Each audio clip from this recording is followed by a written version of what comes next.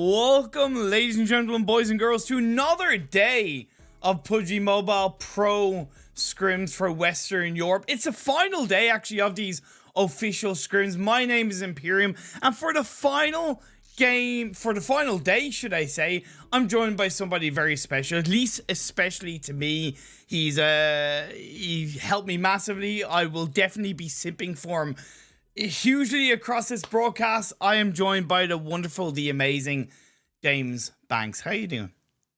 I'm doing good, man. It's been a long while. We were just discussing this before we went live.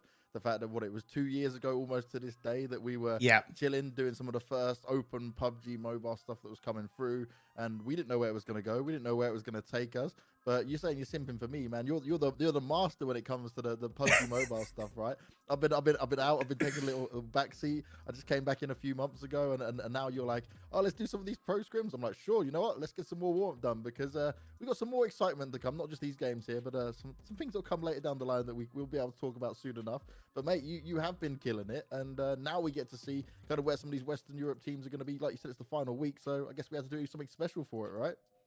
For sure, and that is something that I'm definitely super excited about, is the fact that when we both worked the first PMCO, event 2 years ago. You casted the European region, so I'm kind of a little bit excited to see what your thoughts are 2 years later, if you've noticed an improvement, if there's something that is of a standout for you where you're going, okay, this is pretty cool, this is great to see. You've also covered a hell of a lot of PUBG. So yeah, I'm super excited to know what your perspectives are. Yeah, this is the thing, right? Like you mentioned, it's not just PUBG Mobile. I've obviously covered a bit of the normal PUBG as well at the highest level around the world. And the thing I love most about this is I see, I'd say, a bit more innovation at this point of the game for PUBG Mobile compared to the PUBG PC guys. And there's no like slight or slant going on to the PUBG PC guys. It's just like in the mobile world right now, I feel like the hunger is on another level. Like you just think of the amount of people that are playing this game, and they're all trying to make their mark, and this is still like, it's only 2 years, and people may think like, oh, that's a long time. When you're talking about like an esport, when you're talking about a competitive title, that's not a lot of time, right? And yet these guys are always pushing the boundaries, always trying different things. And also, okay, I am straight up like, when I was a professional, and I'm okay, let's look at the years. 2003 I started, you know, like most of you people probably watching were little kids at the time. I'm an old man, I'm falling apart. But PC, right, it's much easier. When I'm playing PUBG Mobile on my phone, I'm looking at my, and I'm like, my hands don't work this way, you know. Like some of these kids, they've got the special grips, they're super fast on it. Take it this way, my little brother is 19 and he plays a lot of PUBG Mobile, probably plays more than me. Like he should definitely be doing more of his work, but you know, he's playing a lot. And I mean, this kid, he just like, they adapt, they're so much faster to it, and I love that side of things. But I'm hoping we see some real good games here. I know it's just the scrims when it comes into it, but scrims like this are important, and I'm really happy to see that this is a regular thing coming in, because this is what can often happen in new games where it goes missing, right? And we don't see development enough, because not only like scrimming anyway is important, but then getting this level of pro scrims where it's also being broadcasted, this is just beautiful for all of us involved. So I'm a big fan of this, man. Yeah, for sure. It is great that they're putting this kind of level of you know, official scrim based opportunities for these teams to practice, to try things, and you're going to see that mix of kind of craziness as well as genuine, you know, try harding from some of these teams as they test themselves. And the preparation at the end of the day is for the upcoming PMPL EU West that is going to be starting in literally 5 days is the first day. So that's going to be absolutely awesome to see. All of these teams, I know that they've had a good month and a half to prepare. There's been a few roster changes, so that's going to be something that we're going to see. And just like that, we are going to be getting into this first game. BanKs, we're starting with Erangel. We're going to have 2 Erangels followed by a Miramar and ending on a double Sanhok, but this first game has indeed started. Oh yes, this is what we love to see, right? The early start of the game, to see if anyone maybe changes things up. Like you mentioned, you're saying about the amount of time they would have had to practice and put into this and make adjustments. And the fact that obviously, yes, this is a pro scrim. When it comes to actually going into the big events, like you're talking about the PMPL, there are teams here that maybe play a little bit of mind games. That's what I'd like to see, you know? Like, let's throw some caution into the wind only when it comes to the main events. But it comes to something like this, if you can get away with some, I'd say, literal murder with it, you know, and maybe cause some upsets with it, get some extra information in there, you can start to say, hey, look, maybe I will drop here, you know, maybe I will change things up a bit. I like to see if teams will try and tempt fate a little bit more every now and again. For sure, for sure. Now, you know, we're getting to the point as well where these teams should really have a settlement on their drop spots across these games. And I'm seeing it more so than I was a month ago, right? ScrimFarm, they've overtaken Yasnaya Polyana. Panda found Roshawk / School and Apartments as their settlement. And Optimus Esports, they have that split drop between Watertown and Ruins. I'm not a massive fan of it, but I like the fact that it's a split drop and that phase 1 is also pretty healthy. Oh, look at this. That's just a bit of fun, you know, at the beginning. The little drive around. Don't give up on that. They're gonna waste too much time messing around at this point. We've seen many chaotic moments like this, though. He may struggle to stand any longer if continuous shots come out towards him. Oh no, they still want to tempt fate a little bit too much for this, I would say. But this early part of the game, this is always the bit where you go, is this worth the risk? You know, are we really going to put this much effort into it? Especially for Black Sparks, who've actually ironically pushed RESQ away from the crates of George Poole's spot, believe it or not. RESQ normally had that area occupied, but Black Sparks came in around 3 weeks ago and said, haha, no, get out of here, guys. And they've successfully pushed RESQ away. But with this phase 1 circle being north and south of the circle, it is important for a team like Black Sparks that they look to take advantage of that, right? BanKs, they look to recognize that if they loot up quick, if they move out quick, they'll be able to control and manipulate just a little bit more of the traffic coming into phase 2 and phase 3. Oh yeah, that's what it's about, right? If you can get yourself in a position like early on where you are a step ahead, and also the information you gather around you, that is something you definitely need to focus on, because you can always have in the back of your mind, okay, I know this person could be lagging behind, this person maybe not as geared up, this may be something we can take advantage of in a certain fight. And also, the other thing that people really forget when it comes to PUBG is how difficult it is sometimes to keep track of everything. You may know the drop spots, right? You may know that something's happened and like, oh, okay, we've got 3 of them here, but where's that singular player? Where's someone else who maybe split off or gone somewhere else? You've always got to be careful of a sneak attack coming on through that can ruin your day. How many times have we seen in like the highest level matches where there's one player and he may go out and die, and he uses it for his team, but he's then being a nuisance to another team, slowed them down, taking a bunch of damage, and they roll up into the rest of them. They're like, well, we can't win this fight anyway. So it's always the micro details you have to be very careful of here, especially at the beginning, because it can really upset your whole game. But we've also seen it, and you'll remember this definitely from when we were doing it all this time ago.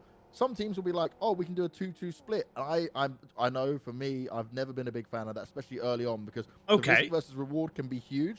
But the 2-2 split, you would have to be oh so confident of what's around you every step of the way. And you're dead right.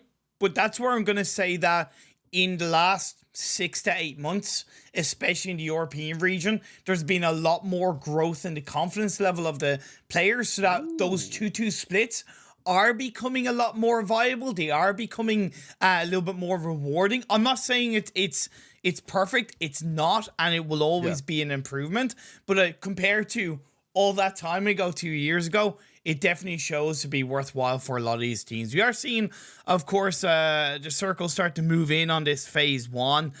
Most teams are spread out pretty nicely. Lakonostra MVP will have to be aware of Gaijin Seraphim just coming in on towards the eastern edge of the circle. Other than that, I can't really see any teams clashing too much, because RESQ will know that Conqueror like to go around a far Milta area, so they'll probably wait a little bit longer to move in to phase number 1. And coming back, by the way, onto that 2-2 split thing you're mentioning, the reason I mentioned it is because I saw one team only do it regularly when it came to the African region. And I was like, okay, it worked out quite well for some of them because they had the individual firepower. But the problem, what kept happening to them, is if they didn't rotate early enough to then group up together, they were being picked off just even trying to join up together and couldn't find success. But if you're saying the Western Europe guys, maybe some of them, they can make it work. I'm looking forward to seeing it. And this is the beauty of what we're doing now, right? These are the pro scrims. We know teams are going to deliver to a high enough level that we're going to be able to take some extra information on what changes and what positions they find themselves in if they do want to fare for this going forward. Because sometimes you look at it, right, and it may just be a split decision on depending on what playing path they've seen. They may not even be thinking that this is something we go, it's maybe like 1 out of 6 games, for example, right? And then that can be a very telling sign for us. Something I find very, very interesting is that Swave is under the Conqueror name. Now, I don't know if that's a Swave that is playing for UMBRA. I don't know. I'll have to try and find out in some way, shape, or form. But we are seeing a little bit of engagement go on right at the bat as Agon is facing against Lost Bullet. He gets taken out. That's not what they would have wanted at all there, just to like lose him very early on. And this is a team that already had, what, okay, we both sets now, only with 3 in there, but only 2 alive now for UOL. And if the nade can come through, maybe you can find a knock going in. But do you really want to try, if you can't get an early knock in, to try and challenge this when you're down a man already? Like 2v3, you're never going to want to play in. Yeah, and you know, that's something that Unicorns Love do have a little bit of a tiny issue with, right? They split drop around this Gaka open kind of area of the map, and sometimes they just leave it a little bit too late to join up and start rotating, and that is the product. That's the result of the product of not joining up together. You lose a player early on. Now, just want you hear me fine, don't you, ImPERium, right? I do. Okay. I've just been told by one of the lovely Starladder guys. He's like, oh, the sound is coming through badly, so maybe you can check that your end while I scope out. Okay. See, we've tried to be smart. We tried to add me in, you know, and do this, but I want to make sure that we have the good quality. At least what I'm hearing in my ears from myself, everything sounds all hunky dory. And you sound absolutely great to me too.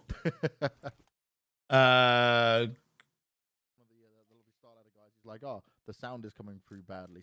No, I literally just unmuted the stream and it seems good. Weird.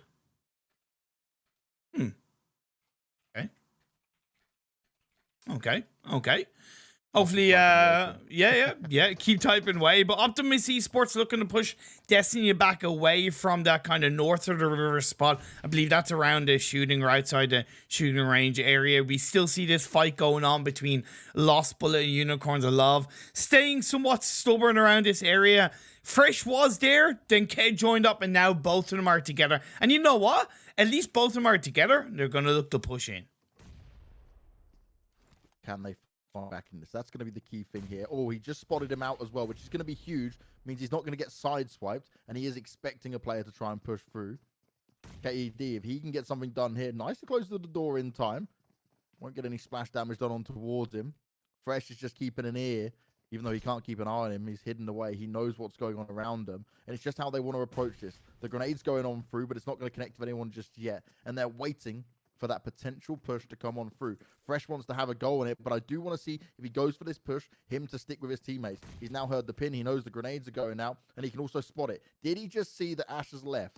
He should have by now, and now they're around the side. Still wants to fire out the grenade, which fair play. He's done a little bit of damage, but can he find himself the knock with a smoke down? Ash at least has a little bit of cover in here for him to work off. As KED and Fresh, they're just trying to play this as smart as possible. But they do need to be careful. We can see Master off in the distance. And if one of them overextends, there's going to be a lot of bullets raining on down on him.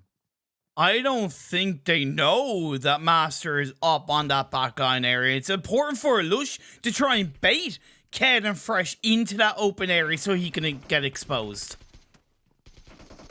Is he going to be able to? Nicely done onto the first. Easy knock. Won't be a problem at all for him. And they stay in favor. So they've got 2 kills out of this, considering they lost a player early on.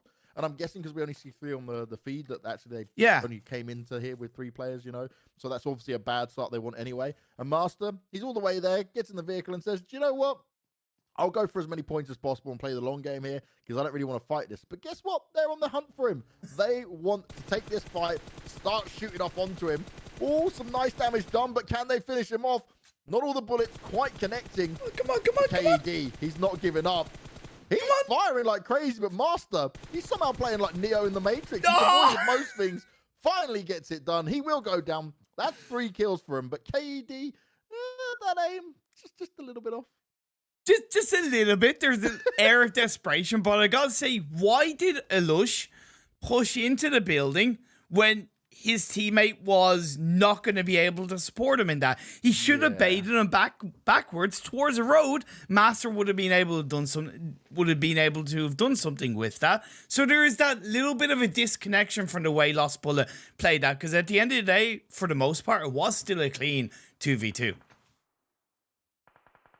And that's something that they should be trying to play better as a team, right? That's something they certainly will be able to learn from when they think about this one. Going out as one of the early teams straight away is not what you want to see. Put you on the back foot straight out of here. Because right now we can see SF, they've been taking some shots out here on towards LN MVP, who do have just at the moment 4 players alive. So they may have been under fire, but they've got some good cover from the rocks. They're sat in not a bad spot. They've just got to be careful, though, because considering they are pinned down between 2 teams, it's never a spot you want to do it. The smoke's covering you for now, but it's not going to be good enough for the long term. And they are in a position now where escape is going to be very difficult. I don't know if that was a late rotation, but it feels like there's an air of, like, desperation around that. Ooh. His will goes down. Fox gets the first kill. They found a Fox in the hole, and they found another knockdown onto Alicio. Huge replies coming out here from SF. That's what you want to see. 2 kills found already, and despite the attack coming out towards them, it was dealt with very well. And if they continue this movement forward, right, you get this next player, it's Danny up in front of him. He's throwing out the grenades to try and find him. If you get him, you gain that more ground to go forward, and they can potentially just continue to push on to the rest of them here. And they're just barraging him with so many nades. Danny is pinned down. He's taking a fair amount of damage, and two players are just basically saying, come on, just move, please, because you're not getting out of here. The moment he pops up is the moment he goes down. Clown's the one to find it, and Danny, you are done for. And on a side note, Face You shifting up north, it's going to be a north of a river finish. Puts Gaijin Seraphim in the center of the circle for now. RESQ moved away from the South George area and are looking pretty good on the shooting range hill, but they should know that there's going to be a good few teams come on around them. And we currently see ScrimFarm look to take 2 fights at once by taking a couple of shots towards Conqueror. You can see where this circle has decided to shift up north now, further towards the edge of Severny. But if they spend too much time here, and this is why I like the fact we see them now just jumping into some vehicles, you don't want to sit around for too long, because then it really does become problematic. Fox, well, he's down and out of it anyway. He wasn't going to be able to stand strong in that one. As we look at AZ, he's got himself a shack to hide in for now. He's having a scope out forward. They're right on the edge of the circle, so it's nothing they have to worry about too much. But what they have to think about is later on where they might not have the space. As Swave, taking his time, does manage to get the shots off. The Mini 14 delivering nicely. Well, the finish off was never going to be a problem. He hardly had any cover. That's 3 kills for them already. And they're still on the hunt. They're looking for anyone else who might be hanging about. Oh, did he see him? Yep, Watson's now giving away his position with the shots as well. Vito's down, but he's not been finished off, so they can still bring him back up into this fight, and that's going to be key. As Watson, he's dreaming of a way to escape this, but they can quickly surround him in every single way. Yeah, there seems to be a tiny bit of an issue with that. There you go, we're back up. And indeed, Marley has been able to flank around, just try and keep the pressure on the Woodson now. A little bit of a third-party backstab. Woodson, he's on, lower than half health, but the focus is on Marley. Poor Woodson, his butt stuck out. He got a bullet in the back. The nade then comes out towards him. He is completely surrounded. Now, he's able to get the first aid off of Marley. I was worried that he may not have been quick enough to do that, but he still pulls it off. Job's done. They can pick up whatever they want off the dead body, and they can continue to move on forward. You spoke about the third party potential in there as well. They do need to be careful of that. That's why the smokes are down. As we look here, as Ted, he is completely surrounded. There's 4 players coming out towards him. He's got a teammate just down towards the back of him, so they might be able to at least provide some cover fire. But this is a 2 versus 4, so it's going to take off some huge amount of skill for them to try and pull this one off. Yugi seems to be a newer member of the Team UMBRA side coming into PMPL, so I still doubt, UMBRA's ability to win a team fight overall 4-4, but Fresh catches PRZ out. That's what you needed. KD, the man further forward, Fresh there, providing the cover fire. They get the knock. Obviously, they can't get the confirming just yet. Lots of smokes planted down. KD's just going to take all the shots through it. He's having none of it for now. Trying to connect the shots through the smokes like that, though, is going to be rather difficult. Ideally, at this point, you'd like some grenades, but as you can see, he doesn't have them to fight with. As we've watched the circle shift on down, away from Zaverny now, just outside of the range. Pretty much central in terms of things, right? A little bit more towards the western side. Puts a little bit of respite on RESQ's position. They've held on to for the time being. Lakonostra MVP, Daddy's just gone for a desperation rotation around on towards the western edge of the circle. Conqueror looking good as well, utilizing that newest vehicle that has been added to the PUBG mobile game. It's absolutely beautiful sounding. It is a 2-seater, fast-paced monster of a vehicle that is well used in the right spaces for these teams. And looking at Nexus, they are feeling pretty happy in my opinion.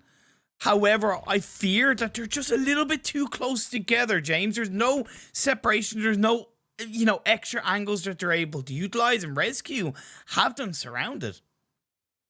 Yeah, sometimes that Wolfpack mentality is sticking together is fine when you want to march on forward, but when you're stuck in and you're trying to take the fight, you leave yourselves very open for the extra splash damage and nades and stuff coming through, and just an easier target for them to maybe get a transfer spray coming in.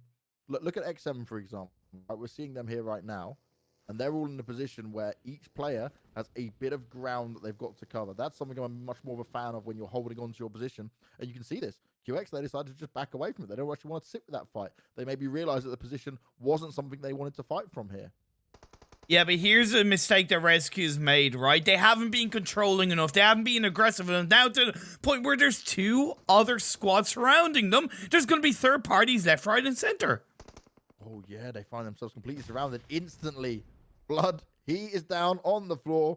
They don't even need to finish him off yet because his teammate is not even close. He hears what's going on. He can't really get engaged in the fight right now. Whichever one he wants to try and take is going to be very difficult. He's looking to try hop out the window. He spots out one, and it will be a bit of a backstab. Going to go straight in for the finish off for the kill, and he runs past another. Oh, if he gets this one, that would be huge. No way will he be able to pull this off. He does go down, but man, that was close. Desperate times call for desperate measures. I talked about RESQ just not being controlling enough up until this point. They allowed 2 teams to get around them, and now they are out of this game. They've been wiped by numerous teams, and now we're left still with Nexus, Rice Gang, and UMBRA. But I also got to give credit to both Rice Gang and UMBRA, right? They moved into that position knowing where they wanted to go, knowing what they wanted to do, prepared to take a fight, and that is respectful. Yes, definitely so. Now here, I spoke about XM position, right? You'll see they're currently outside the circle. Them maybe now not moving as early as possible is going to be problematic for them, because when they start to work their way up, yes, there's a bit of space in front of them now, but getting anywhere towards the center, they're going to find themselves surrounded by the players on the west and east of them here. Realistically, though, QF are sat in a beautiful spot, and the circle still benefits them some more. You mentioned Nexus as well. They're still going to sit within it. For everyone else, especially this southern. So when I look now at the southern and western side, that is the 2 sides I would not want to be trying to fight my way in from, because you are going to be grouped up. You're going to be exposed in many situations before you even find yourself directly in. So you are going to have a fight on your hand no matter what. And like I already mentioned, QX, they're right on the edge. Now they're even further away. So it is a game of which way do you want to try and rotate in. And how much do you know about what's on the other side of you? Do you take a risk and go further up towards the north and try it? Exactly. I think for the most part, that circle shift has been pretty healthy, because there's a couple of little bit of dips and wedges that they're able to play around, and there is a little bit of forestry. But other than that, it's going to be very much edges circle positioning in this phase 5 of Destiny. They're taking the fight against QATAR forces. Whiskey goes down. It's going to leave Mishi left on his own. It's going to be very difficult for him to get out of that one. This is like, maybe you just run out, spray, and hope for the best. Some nades are going to come forward. Going to find a knock going on up into it. Bardot. He's waiting. He wants someone else to make a mistake in it. The positions aren't terrible here, but with that circle starting to move on in, they have to now get their legs on. And you can see already, just XM are in such a better position for this. Even if they just let the one player bleed on outright, you're not probably going to be able to save him, considering how far they go with it. You've got vehicles everywhere else, and you can just be comfortable. Gaijin Seraphim now looking to surround Destiny. Destiny did get rid of QATAR forces, so a little bit of a broken, beaten, scarred situation for the German side as grenades are firing up. Vitoni does find that knock, and the push comes in. Plenty of shots being rattled off. The fact that actually Destiny found themselves with still 2 players in this, I'm impressed, because it didn't look like they were going to have any chance in that. They will now be wiped out. It is dealt with very nicely, but the fact they even managed to keep themselves alive for that long when we went away from them, that on its own is something that you can say it's a best of a bad situation in it. For sure, best of a bad situation indeed. And I've got to give credit to Gaijin Seraphim recognizing an opportunity to come in. No other team around them, so the chance of getting third-partied extremely low. So they really took advantage of that. But now as you do come in, we see UMBRA, we see Nexus. Nexus are in a world of trouble, I feel, because they have to deal with both Rice Gang and UMBRA. But I gotta say, they're looking pretty good in terms of spread and position, despite Sushi getting knocked down. Dexter here, this is the sneaky snake spot. And they know, right? These other teams have to push on into him. Wow, that's a shift. ImPERium, we have just gone hard off to the east. All the teams that felt like they were comfortable are now going to have to struggle. Now, Marley is shooting on down onto him. They've still got to try and deal with Dexter. But Marley, he's out in the open, and despite there being some smoke down, plenty of shots coming out towards him. He finds himself getting knocked, and that's 2 players knocked down straight away. This is where the chaos begins, and Nexus may have thought they were in for a good spot, but now they're in the same boat as everyone else. You got to get your skates on. Look at the chaos on the west with that massive hard shift. Who is going to come out on top? And even out of those 3 teams, whoever survives, they have to try and get past Optimus and Panda, who are in their own little fight. What did I say, ImPERium? Like, just before the circle shifted, the west and the south side I'm not a fan of. Good luck getting through that. And it just hard shifted to the east to make your life more difficult for everyone. Carnage just started. Shots are coming off for everyone. And the thing is, none of these teams are going to benefit. If you get out and you still have 4 players alive, you've done incredible work. And it may not be possible. Look at them driving on forward, trying to make sure they got some cover. Yuki's hopped on out. He's got some cover now, at least to play from here. But he's still going to put the smokes down because they know they are exposed from the side. And Nexus, they are getting ripped apart. They were the team that was holding everyone on the west back. And instead now, they are being absolutely destroyed. And this is so out of control for so many of these teams. Nexus go out. We're going to see Optimus take the shots on the Panda. UMBRA have done a great job of surviving as a duo, but there's a little bit of the blue zone in play. And RESQ gang, they still have 2 players up. It's impressive that they still have 2 players up, but for how long is it going to be? You see on the kill feed, Yugi has been knocked on down as Marley, mini 14, tapping away, and he's just hoping he can land some shots through that smoke. He's keeping them at bay, and they are on a perfect position here. Down on the southern side of the circle, they've got a lot of space, and they can see what is going on to the heavily contested western side. Down goes Panda, and we're left with our final 4 teams, James. Oh, not for long is there going to be 4, though. This keeps on going on. Rice, 1 player left in it, and that's it. He's out. He's down. He was sat towards the blue anyway, and now we're into the 3-man fight. And this, massively at the moment, at least in terms of positioning here, could benefit QX. They are sat really nicely, but it's how they want to try and approach this. Wait, he's just standing up shooting, this madman, but he's got a bit of cover from the hill. There's smokes down from the other side, and they know exactly where to look. And also, if they really want it to be cheeky, they could go for that crate. He's hitting all the shots. He's making it work. It's 9 kills, 4 still alive, and they are looking poised and ready to take this game. And with the smoke cover, the fact he's shooting from the high ground, if QX don't make this win, that's going to be terribly disappointing for him. There we go. See? Pans out like that, ImPERium. Sometimes that's just the way it goes. Very nicely done at the end there. And, well, you mentioned it, right? You said about Swave, you weren't sure about if he was on the roster or not, right? Well, he just picked up 4 kills in that opening game from, I think, they'll be pretty happy with that, mate. Like, Swave, I know him as a player. He has a lot of experience. He's played in an international event called a PEC, which included Chinese teams. He's quite experienced in the full T1 level. And it seems like he's fitting into the Conqueror team, you know, like a duck to water in preparation for the PMPL. Absolutely fantastic. I know he comes with a lot of confidence, and a team like Conqueror, who are full of confidence themselves, if they add a player who automatically has confidence despite not having as much team synergy, that's going to help massively, and Swave clearly complements them. It was realistically all about how they controlled and spread themselves out, right? You saw Vito. He was at risk of getting knocked down at the end stage of the game on his own, but what he was able to give was information, vision, and control. And in the end, Conquer just beat them all out on top. A little bit of luck with the circle shift, but even if the circle had shifted to the west, it still would have been easier for them coming from the east.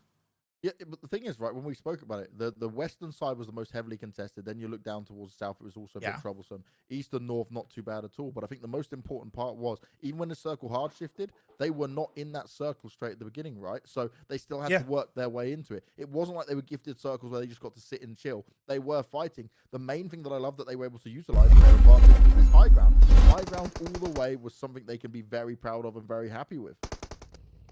Man, and looking at the highlights, you know, so the first early fight where Unicorns and Love ended up getting the best of Lost Bullet. It looked solid as a good initial fight for Lost Bullets, but I don't know exactly what went against them, but in the end, they just overall lost it.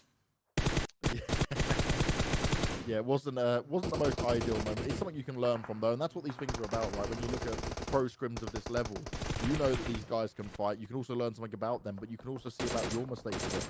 And I think when you look at like community reactions to something, you can also got to understand that these guys are playing not only for high pressure, but the decision makers that we can even sit as people who are commentating the game and say, oh, they could have done this or whatever. Doing it in the moment, you know, when you play your own game, even when you're playing for fun, it's like your mind doesn't naturally think about it. We've got time to sit here and look at this and analyze it and go, yeah, okay, probably should have done this. But when it comes to the other way of things for these guys, they have to make a quick second, probably millisecond reaction sometimes. And that's why, you know, having a mix of confidence and synergy is so important, because the more you have automatically in your head in terms of go here, do this, do that, the easier it is for the smaller things to come to your head quicker and for those to be executed. So it takes time, but we look at the results of this first game of the day, and yeah, Conquer 27 points with 12 kills. Can't go wrong with that one.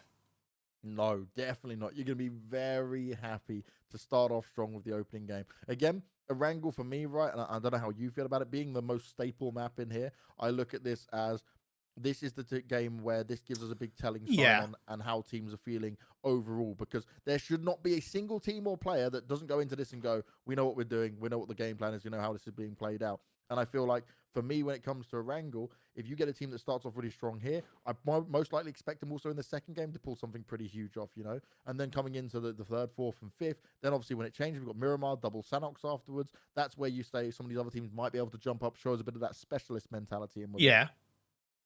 Yeah, exactly. Definitely. I totally agree with your thoughts on Erangel and just how it is kind of the standard, and it is somewhat the best point to see where these teams. Here we go. Yeah, we do. And look, like Yiz and Swave, I'm so I shouldn't be surprised at Swave, but I also kind of am, because he's playing with like some absolutely amazing players, and sometimes it's easy to get drowned out by that, but standing on his own, it just speaks volumes. Well, you touched on the point, right, when you could maybe worry about the synergy side of things. I feel like if you have a core 3-2 players, right, fitting another player or maybe a second player into it can at times be difficult. But if you give them a bit more freedom alongside the plan you've got going into it, you can pull off some big results like this. And okay, this is just game one of today, and obviously we'll get a bigger picture of how this goes going forward. But the fact that they're able to do that, the fact that I like their positioning, I like the way they use the high ground in it, it shows that already. Just imagine a bit more time with having a new player in, right, and being a bit more tried and tested, what they might be able to achieve with it. Absolutely insane. And this is the overall standings. Now, it doesn't matter too much, because these are like scrim-based games and a lot of teams would have been trying, but I still think it's valuable to see the consistency that some teams can show, right? You're talking over 20 plus games still having over 10 points per game as an average, and to me that is really just a massively important aspect to a team's gameplay on how they're going to come out on top in the league stage, in the PMPL as a whole, because the consistency is really going to need to show up when it comes to that kind of long form tournament. Oh yeah, definitely. So, you know, when you're looking at longer tournaments and the spread of them all as well, I always look at the adjustments with it, because we can look at these pro scrims and it gives us a good idea of what we can expect going into the big tournaments for sure. But it's also looking at how teams see what they've seen already in a game, not of just their own play, but the other team's play, and what they might want to do for that. Because you know how many times it gets to it, and you've covered so many of these games that I know you've seen it. They could be a team that you've got to fight, and they are potentially there in the qualifying spot for you, you know? And you could say, actually, I've seen this 3 or 4 times now. I know how this pans out. And you decide, actually, I'm going to go attack them here. I know at this point they're going to rotate, I don't know, let's just play a bit of game here. They're going to rotate around Rozok, right? And you maybe change up your pattern in order to take them down early, take that risk to make sure you can jump ahead, and they're not going to get all the points they want. Because too many times we see games go to the right 1-2 points, and they're like, oh no, I wish I'd done this. I wish I actually went and fought and I changed something up here. So true. It's so true. Like, every point's going to count, right, James? Like, every single point. It's going to come down to that. Unless you're, you know, you're comfortable in terms of qualifying for the finals. If you're down in the bottom half of the standings after the first week and 2 weeks, it is really, every single point is going to count at that stage. Massively so, mate. Massively so. Man, incredible. Well, look, you know what? It's been a good start to the games. We have 4 more games to go. We are going to go for a little bit of a quick break, but myself and James, we are going to be back on your screens in roughly about 5 minutes for game number 2 back in the hollow grounds of Erangel. See you guys soon.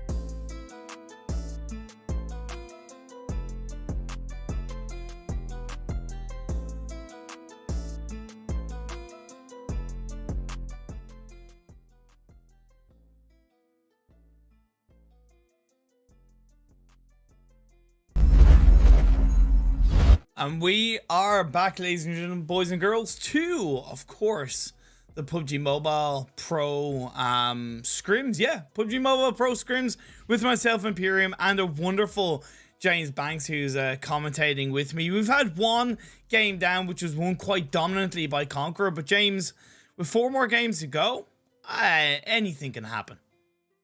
Anything truly can happen, especially when it comes to seeing some PUBG Mobile go down. But like you mentioned, right, Conqueror, they started off very strong. They'll be very happy with the opening performance on here. Again, with having Erangel's back-to-back, it's interesting to see if they can replicate the same kind of success, because this is what people go, oh, like they're maybe a really good Erangel team and they're not so good at these other maps or whatever they want to look at it.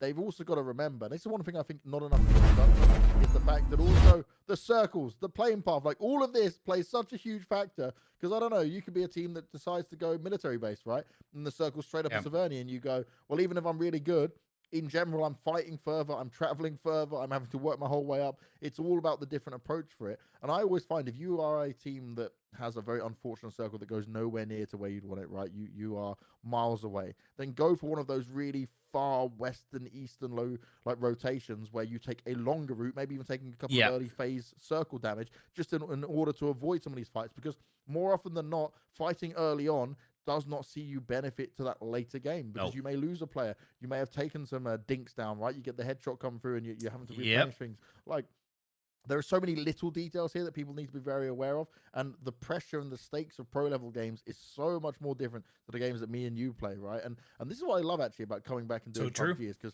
I only play professional, right, in Counter-Strike and Virtual Fighter. Like, this is years and years ago. Like, coming into a game like PUBG, I have an understanding of a mindset of a pro, but the fundamentals and the differences you have to have here are absolutely astronomical. And I feel like, especially for PUBG, the multitasking and the management of everything as an IGL has to do is just insane. Like, put me back in Counter-Strike any day of the week. When I'm sat here playing PUBG Mobile with my friends and I'm trying to lead a few of them, I'm like, dear God, I need help. I need like a support IGL. I'm like, because I was an IGL back in the day, like trying to do it in this is like, no, this is way too difficult. So I've got a lot of props for these guys for sure.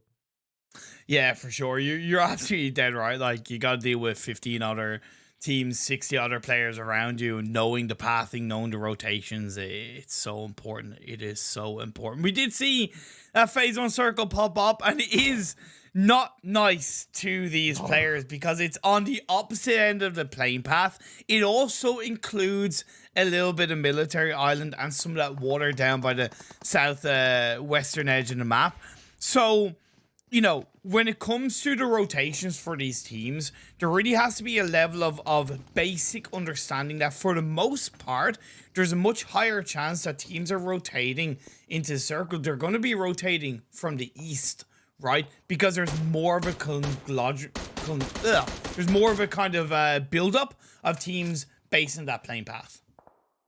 Yeah, exactly right. You're fighting from one side a little bit more drastically than what you normally would. Now, the rest of RESQ decided to rotate away, we just saw, right?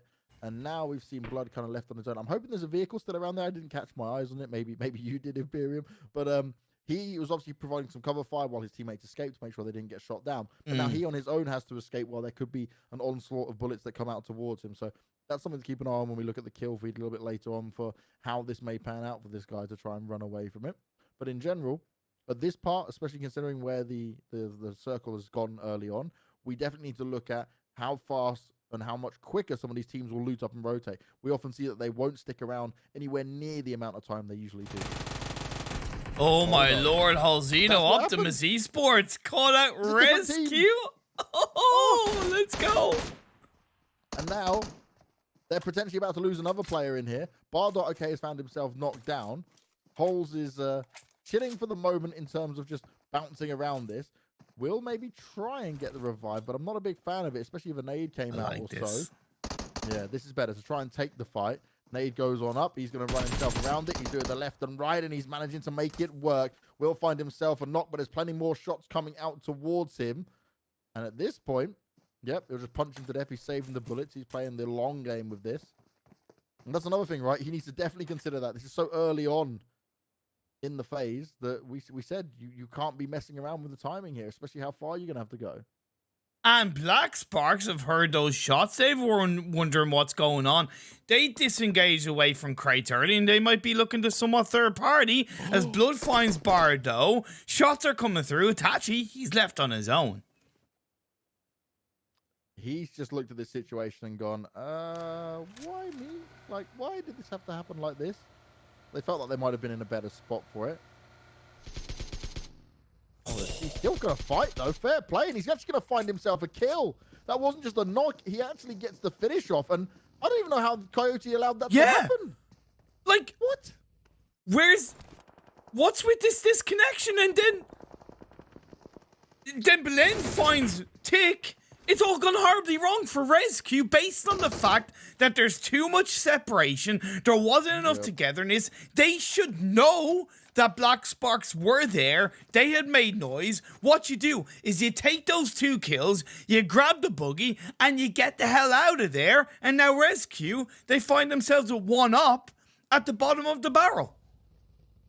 If you're Black Spark, right, you first of all saw RESQ run away from that location at the very beginning, like we mentioned. Yeah. And we said, okay, there's one player that was stuck behind. Maybe it was Blood, wasn't it? He was maybe going to struggle.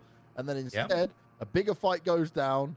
And they then come back to it and say, hey, oh, you guys are doing this? Yeah, let's have this fun. Why not? Oh, man. Glider. That is not the opening. I know. Glider.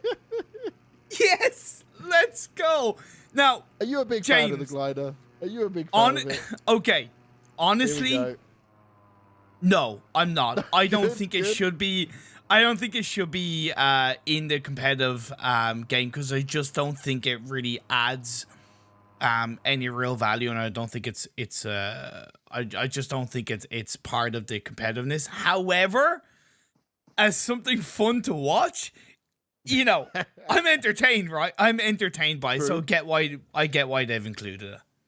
So I'm 50-50 on it, right? I feel if we see more people show us some higher level way of using it, fine. But at the moment, I normally just see it for like getting around further. You're not going to use it at any point in the late game. You're just going to get blown to smithereens, you know? Like for me, for it to be something that I want to see more of and it to be viable, I need to see some smarter plays of it. And honestly, I've tried to think of different ways that I might want to use it. But other than just getting from A to B when it's the early phases, I'm not a big fan. Like I just don't see any pro team taking that risk.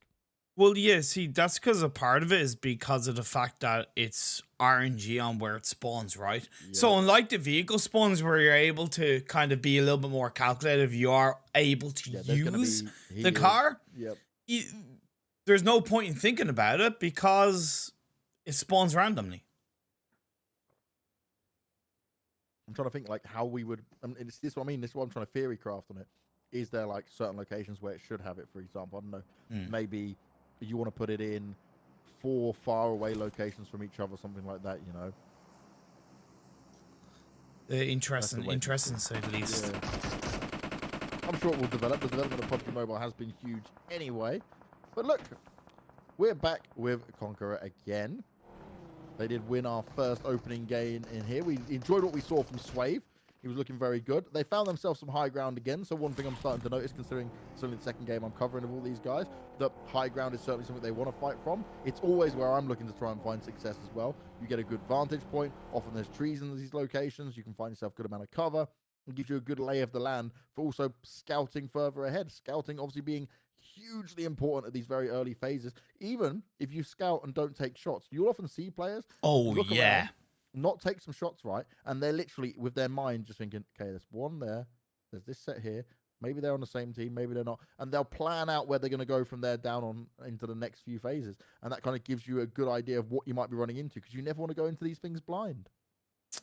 What about going in blind? Depending on this circle shift, we could see Black Sparks, GameLord, and Destiny have to go into this phase 2 somewhat blind, because the massive Chungus Mount Everest mountain that does encapsulate the Erangel map can be quite tricky if it shifts away. It blocks a lot of the information. Indeed, that's the case, but the good thing is that it's gone continually towards the southwestern side of the map. So there's a little bit more space where they can utilize the western edge coastal line, take that main road down. GameLord, you see that coming on through. But the one team I want to see react quickly is UMBRA. They couldn't have any more of a perfect opportunity to create a controlling position inside this phase 2. Well, in terms of controlling, there was an opportunity to maybe control a player and put him down and create a fight here. But they do need to be careful because it's not going to be an easy one as we see them all decide to vehicle on up and push on forward. And I like this. This is much better. Daddy decides, you know what? Actually, I won't just run straight into the midst of this. I'll try and back away and drive on out. A Sway finds himself being knocked down on the kill feed. As what we have here, XMG, they're throwing down all the smokes. They've had 2 players knocked down, which is not what you want to see. And you now need to get them up quicker than ever to ensure that there isn't going to be an issue where they just roll on up on you and finish you off and completely outnumber and outgun you here. Nexus had been on this kind of fairy pier hill since phase 1. Conquer, they were on towards that southwestern Pachinki Hill region. They moved in and they've looked to take the fight. Indeed, they've lost Swave. And to be fair to Nexus, Nexus have actually pushed them down into the warehouse. Now, this warehouse is manageable, but it's also not optimal for phase 3 onwards because you get to the point where you're going to be pinched by a minimum of 2 other teams. In this case, already Unicorns of Love and Nexus. And disengaging away from that warehouse, you got the road, you got the open hills. It is not easy to move away from. Yeah, you don't want to be kind of running on out blindly without too much information to fight off with here. Because now we're going to see Ellen find himself going in to try and take this fight. Will's going to find himself being knocked down straight away. No real cover fire be able to provide. And XMG, okay, they have the building anyway. But actually, Danny, there's a chance here. He's sneaking up behind the play, but did he go for the shot? Now he can actually be flanked here. He's got to be very careful. Plenty of shots coming out towards him. There's chaos and flames at their feet. They weren't able to push up the stairs. And XMG, they dealt with that way better than what I expected. I have not... we couldn't see it from Daddy's point of view, but I'm sure he would have seen him. Like, he must have. And I kind of wonder why Lakonostra MVP were kind of pushing in like that. I just don't think they needed to. They lost Will early on because I think like that initial engagement was kind of weak from Will where he went in on his own. And it's only one house, right? So there's that element of, I don't know if we can control this. If you have 2 houses and you're able to have one house as kind of a little bit of an anchor point, an angle point, yeah, you can use that. But when it's one house, man, it's like a tin of sardines and there's only, you know, there's only so much control you can have over that. Well, we're staying out towards the southwestern side here of where the circles has continued to shift. And we see Conqueror. Maybe not in the best position. They are being pushed. Unicorns of Love looking to do the damage with it. Plenty of shots being had here. Ked firing off back as well. He's in the back lines providing that huge cover fire, which also will help them if anyone wants the third party and try and get involved, that he'll have good awareness of what's going on around them. Vito, he'd already been knocked, what, twice? So he is not in a good spot anyway. He's got the ghillie suit, which you love to see, but in a building, you know, not exactly the best place for him to try and use it. It's not giving him the most advantage to fight from in here. And this is a 3v4, and Conqueror, they are locked in. Imagine if Unicorns of Love get Conqueror here. Vito, he's going out in the open again. And really? Really? Savage. Oh, he's taking it, though. A lot of damage. Couldn't find the knock. Vito, he's just, like, tempting everyone at this point. He's been knocked so many times, and that didn't work out for him. Straight out shots coming from Nexus, and the moment they moved, it became a problem. Unicorns of Love, they're living, like, very happy right now. You've seen again, Vito's been knocked down. You're on the other side, and you now know Nexus is pushing forward, and they've got that player further towards the back line. More nades coming out, more damage being done. Marley spraying it off with a Mac 10, but there's not enough cover as the push comes in. They're doing well to hold this off, but Unicorns of Love can also attack at any time if they want to get involved in this. They can third party this and go on a cleanup duty. They're trying to play around the boxes. Oh my God! From Marley. How has Nexus gone down? What on earth is this? And Conqueror, the individual ability of these guys is next level. So many players knocked and low, but now Unicorns of Love, they might be able to clean it up. That's a big nade going on forward, and that's done a bit of damage. But can Unicorn of Love stay alive? They've lost 2 players, and despite being stuck in a building where everyone knew where they were, Conqueror, they've been able to hold on. I am super impressed right now. Oh my god, I don't hate the fact that Nexus went in on that push, full credit, but that defense in that warehouse by Conqueror was absolutely insane. The teamwork, the cohesion, it was on point. Of course, Unicorns Love, they made the mistake by sending Algon away, by trying to somewhat disengage away from that fight, and that allowed Conqueror to focus a little bit more heavily on the impending engagement for Nexus, and Unicorns Love, they are left with Savage X on his own. It was definitely an F in the chat for Unicorns of Love, but Conqueror, that step up, that was incredible. Honestly, mate, like, first of all, just break all this down. Vito, I don't know how you are still alive. You have been knocked. I think I've seen him be knocked 3 times, maybe 4. I'm being generous. I think 3 or 4, yeah. Yeah, so 3 or 4 times he gets knocked. He keeps getting back up. He keeps fighting. Marley, with the Mac 10 to start off with, then the Scar, like, what? Dancing around the boxes, spraying out. His precision, despite the pressure, and him not folding under the pressure, is huge. And you mentioned it. Unicorns of Love, they wanted to disengage, but I guess when they saw more players get knocked, they thought, we can do this. And I agree with that, because I would do that exact decision making. I'd be like, oh, they're getting rushed. Now I'm going to go on the cleanup. But somehow it just all fell apart. And like you mentioned, Savage, he's the guy in the background. He was kind of chilling out, you know, and saying, I can cover you guys. But by the time that all went down, it was not enough. It was not going to be able for him to jump in. Timing just didn't work out. Okay, but now, James, let's go. The circle shift down south. Ferry Pier. Coastline, it's kind of yin and yang right now, right? You have the high ground on the north, you have the low coastline ground on the south, but here's the thing, right? Here is the thing. That coastline is a little bit more playable than you might think, because there is those kind of tanks and the dips that you're able to use to your advantage. Well, let's see right now if any of these other teams can take a big advantage at this moment, right on the edge of the circle, might I add. Because you can play off the edge of the circle for quite some time here. And we got multiple fights going on. It's, again, we're at phase 4. It started to get smaller. And there's not a lot of space. Again, you mentioned it, right? The fact that they can play off the high ground if they want to. Maybe go to the coastline where it goes. But it's also this road split. Because you're taking a risk again. You're not going to sit on the road and wait. You've got to find a bit of cover to chill out and hide in while all these fights go down. And then hope you can gain a spot in it.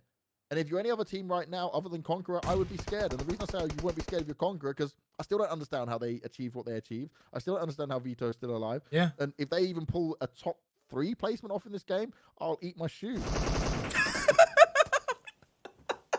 Remember that, chat. Remember that. That is a bet that James has put on the line of eating his shoe. And Clash there, Davey. Ah, there you go. Okay. Hey, got out of it. Clash have eaten their own shoe as they go down at the hands of Black Sparks. UDR, one shot, they're going to be pushing on towards Destiny. And we did see GameLord look to play around the coastline, but GSG Europe, they're looking to send them back to the nether region by taking them out. You know what? Because I'm looking at the quality. I'm glad you said GSG, because I literally read it as GCSE. I was like, going back to school. There we go. You know. People got to remember, like, Imperium's got the superior quality. I'm watching on it. It's a pretty good quality. We're seeing it well, but, like, I'm just looking with my bad eyesight. I'm like, what is that again? But hopefully they've all got their GCSEs, you know. That's an important part of life. Otherwise, they really do have to succeed as PUBG players, you know. Making that bank as much as possible. I think that was my best subject in school, was GCSE. Seriously, yeah. Oh, I don't know if that's a good thing or a bad thing.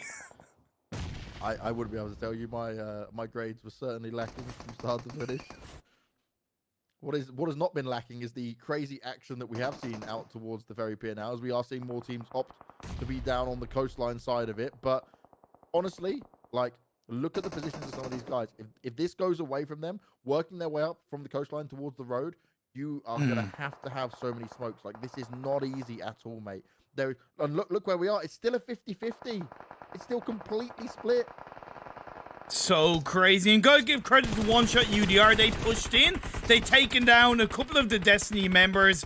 RESQ go down, GameLord go down, GSG Europe have been able to create a little bit more of a space and control on the western edge, and with that circle shift, James, it puts Conqueror in the center of this circle. How is Vito still alive?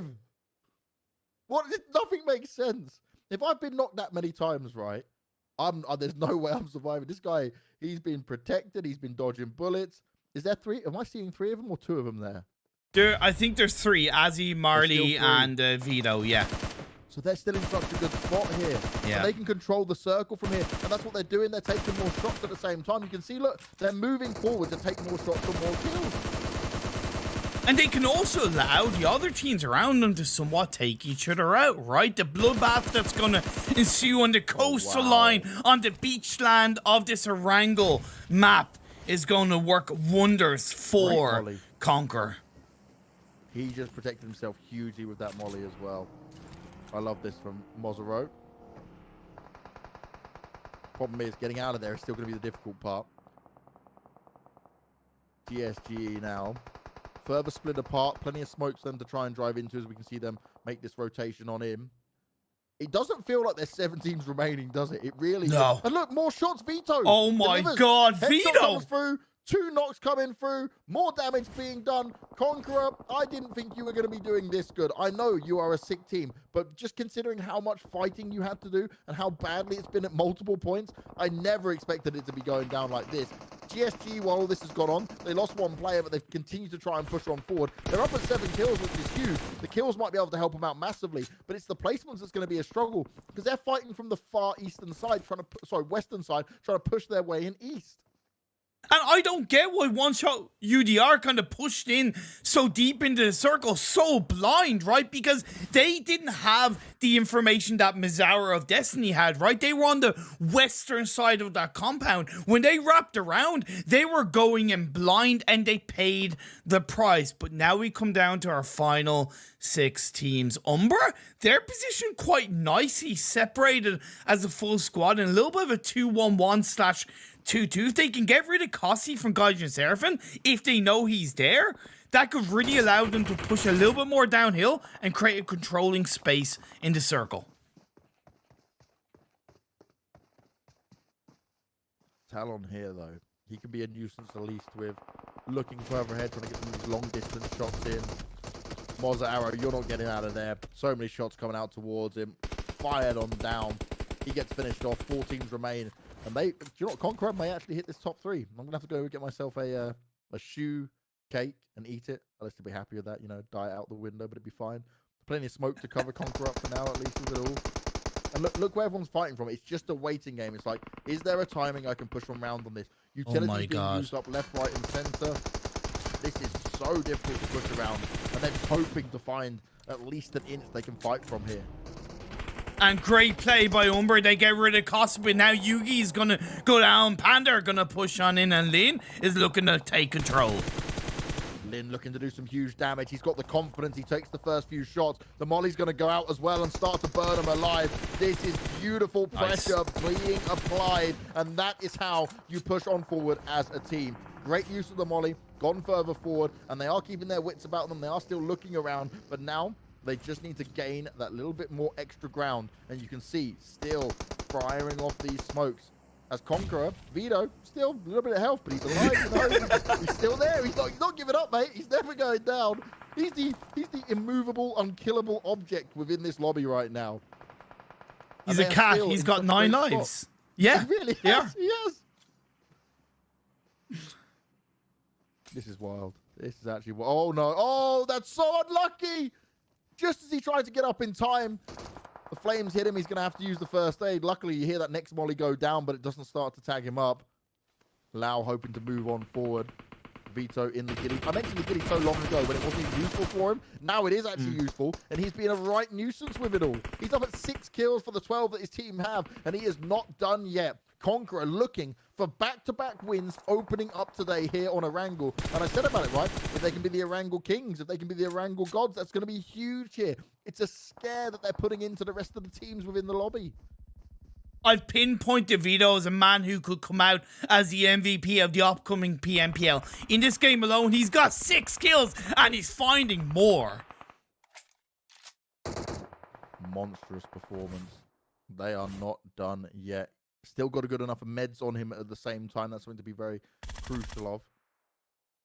And you got to be honest, right? The spot they're fighting from, they had the smokes down, sure, but it's not the easiest. Like, you can be easily naded out. Plenty of mollies come out towards you. Poor Swave may have been dead a long time, but the rest of his team are pulling it out the bag for him. And it's all about what mistakes other players may make. And he's ticking away. He knows. He will go out. There you go.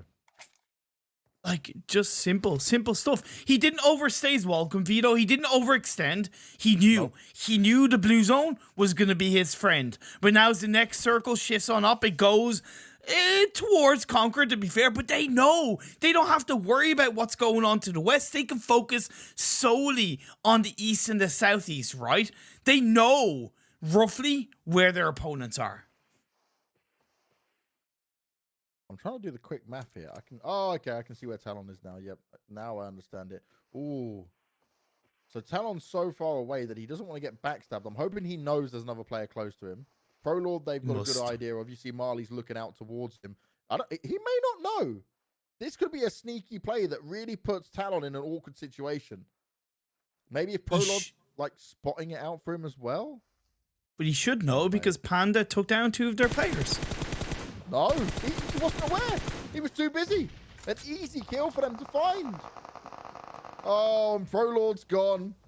This is not going to work out. Plenty of shots coming out towards him. Back-to-back chicken dinners to open up the day. Oh, my. They are looking incredible right now.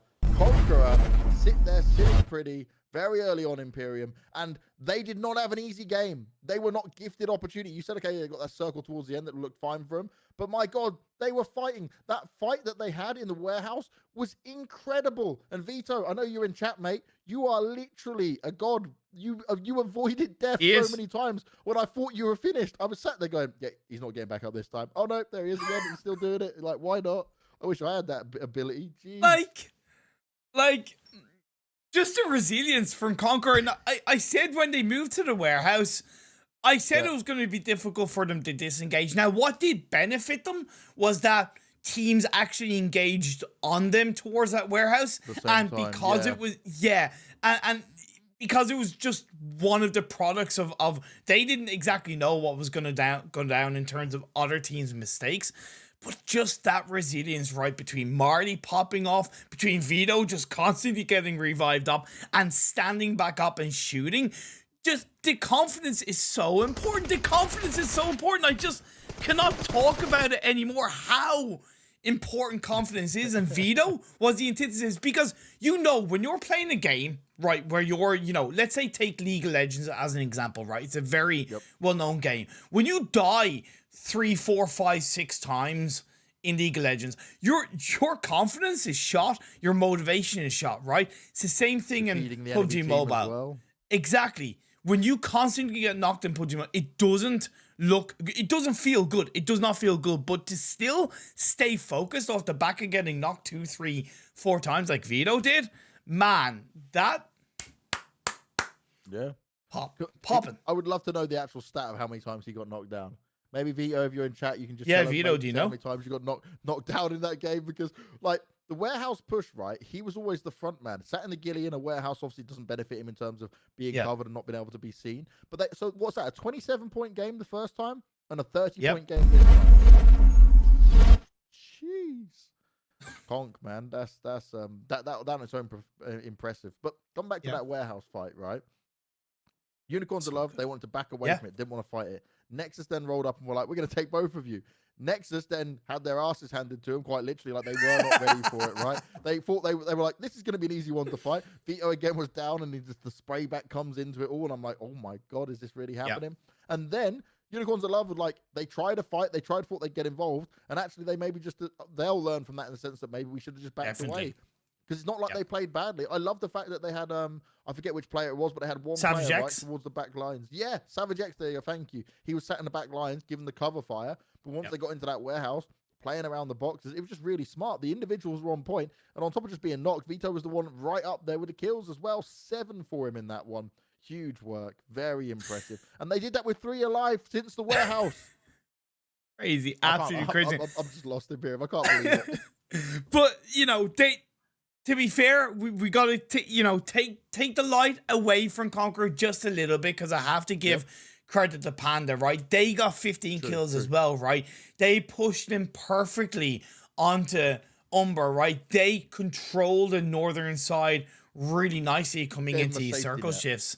And to me, especially because I've noticed that Panda have felt a little bit lackluster in the last couple of weeks. They haven't really felt, you know, aggressive and dangerous, whereas that game there, that was the Panda of old. That was the Panda I know back in preparation for PMCO. So if they bring that kind of confidence, that kind of aggression for PMPL, I'll be a happy man. And obviously, we always talk about this when it comes to PUBG Mobile, right? Just look at these standings overall here. You can look at Conquer and say, okay, they got 5 chicken dinners. But there are other teams with 3, with 4 within the top 8 of it. It's the fact that they are getting consistent placement points, because not just the 5 chicken dinners in there. It's 154 points along the way with that on top of the kills. And I think too many people who come into pro-level PUBG Mobile at the moment, they focus purely on, like, okay, let's get the good rotations. Maybe we're not getting into fights early enough. Sometimes I see teams back away from fights, and I'm like, no, this is the fight you need to take, because you are giving up too much control. You're giving up too much map space, and then you're the one who's on the back foot. Because some of these fights, like, I think for me, phase 3, phase 4 is where you get the confidence fight, you know. You go out there a bit better, you try and take some fights, and you say, actually, this is what we can get done. And that's where I see, like, you're getting the kills, you're keeping at least enough players alive, maybe 3 like we had there for Conqueror as an example. But you're also being able to pick up the extra weaponry, the stuff off the enemies you're killing, and then that's something you can spiral on. When I see a lot of teams fight very early on, there are very few teams, maybe I can name 1 or 2 teams that I could say you can fight from the very beginning because you're that good, because it just doesn't work out, because you can't take that much damage. And you know, one thing that I had observed with Conquer in the past, and I'm gonna continue to use it as a little bit of maybe a weakness trait, because it's probably the only weakness trait that they have as of right now, is their lack of consistency. But you know, to counter that, I have observed over the last kind of couple of weeks when I've casted, you know, another league that they've been involved in today alone, they have been able to improve that consistency of kind of going from one good game to another good game, maybe even to another. Whereas in the past, it was kind of like one bad game, one good game, followed by another bad game. And it's kind of like, come on, you're hurting yourselves. So really happy to see just that little bit more of a crisp evolution from Conquer as a whole. And you know, there's only a couple of teams that I would regard as very, very confidently strong chance of winning the PMPL. Conqueror is one of them. Hey, it gets us very excited for it, mate, for sure. Still 3 more games to go, though. Can they make 3 chicken dinners back to back? You know, let's go off with a huge scrim farming of pros for 2021 before we get to PMPL. You never know. Exactly, and to be fair, and you know, PMPL is going to be a different story, and there's going to be a lot of differences in how, for the most part, teams perform in terms of rotations are going to be faster, positions are going to be held on to a little bit more controllingly. You're going to get punished, I feel, a little bit more harshly compared to these scrims, because everybody's mindset is going to be fully focused. But at the end of the day, that's where I feel like the mindset and the confidence is the biggest thing teams and players can work on in the lead up. Gun skills, so many players are similar in terms of gun skill, right? We know that. I'm sure you're used to seeing it in CSGO, right? And Valorant. Everybody's gun skill and reaction time, there's very, very little difference at the top of the game. It always comes down to what's in your head. Yeah, confidence is key, mate, always.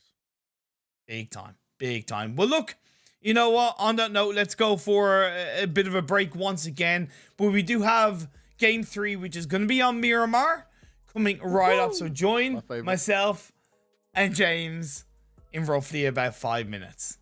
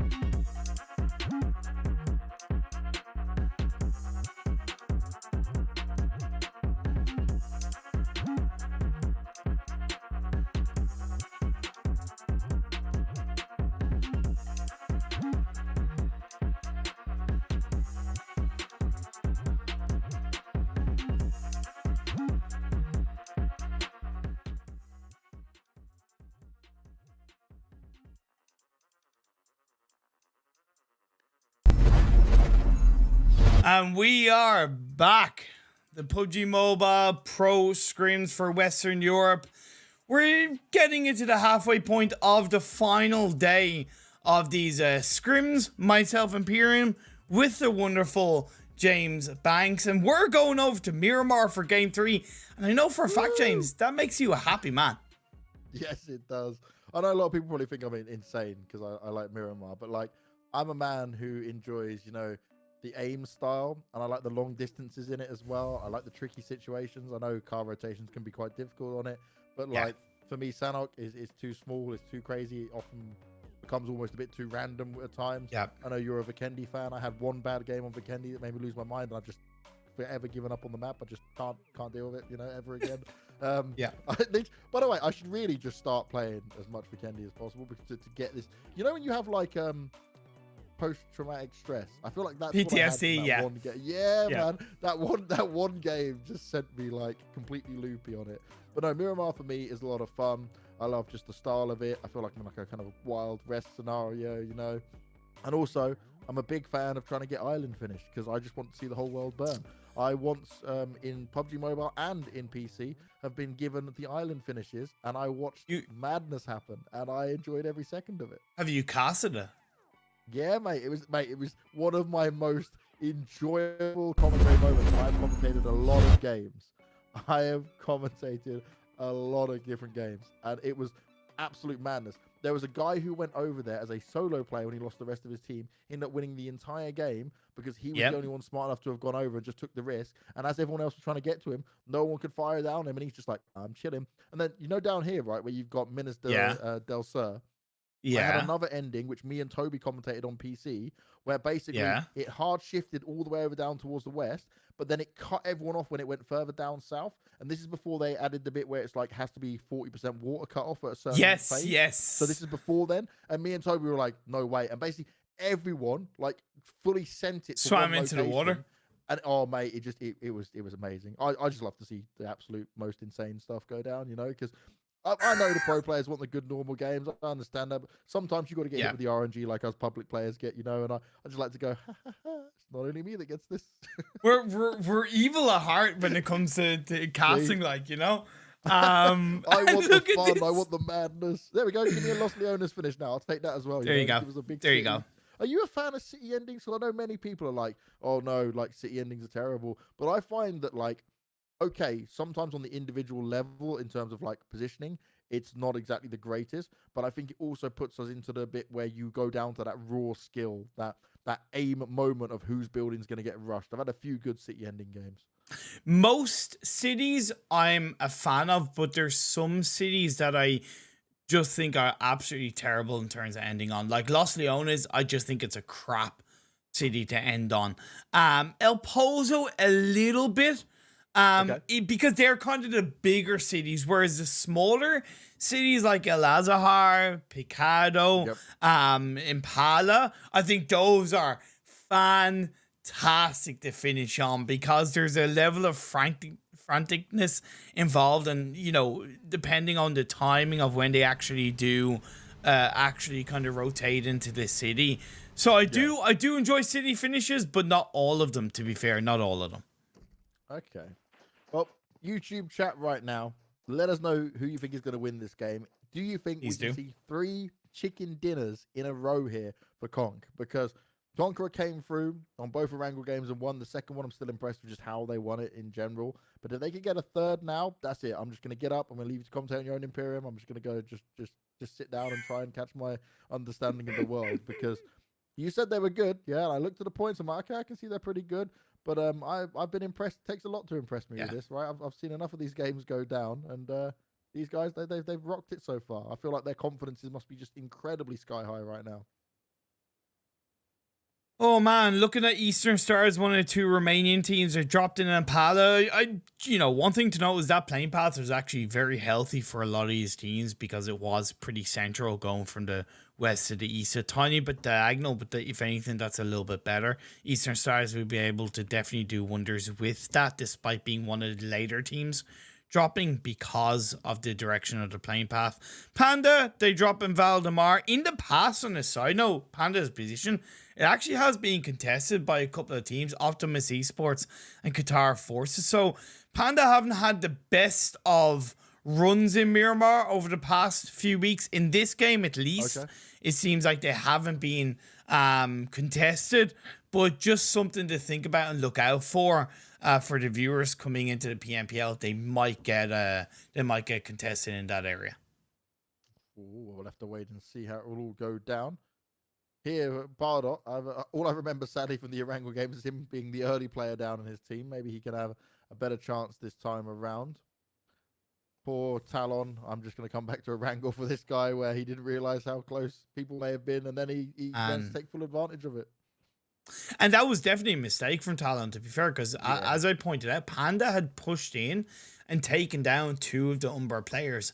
And UMBRA's 2-2 split at that point in the game, and aside, I thought that was very good, but you've also got to, like, use the loss of your 2 players in the right way. And Talon didn't do that. There, you know, especially because he was looking in the direction of his teammate ProLord. Why are you looking in his direction? Look in the opposite direction, right? Look and be aware. Always check. Especially when you know, right? You're like, okay, we know exactly where Conqueror are. They've not moved from there the whole time. And I'm glad you mentioned again the whole 2-2 split thing, because 2-2 split early on, like I said, I wasn't a big fan of. The 2-2 split they had going was like something that can work, especially in the later game. And it's just like, they could have done so much better had that not been the case. They could have. Like and okay, it's just a few placement points, sure, maybe a couple of kills, but I feel like that was just something where they're going to look back at it and go, oh, come on, like we definitely had awareness of this. But it's very easy because we see it all from the overview for this to just slip their minds, right?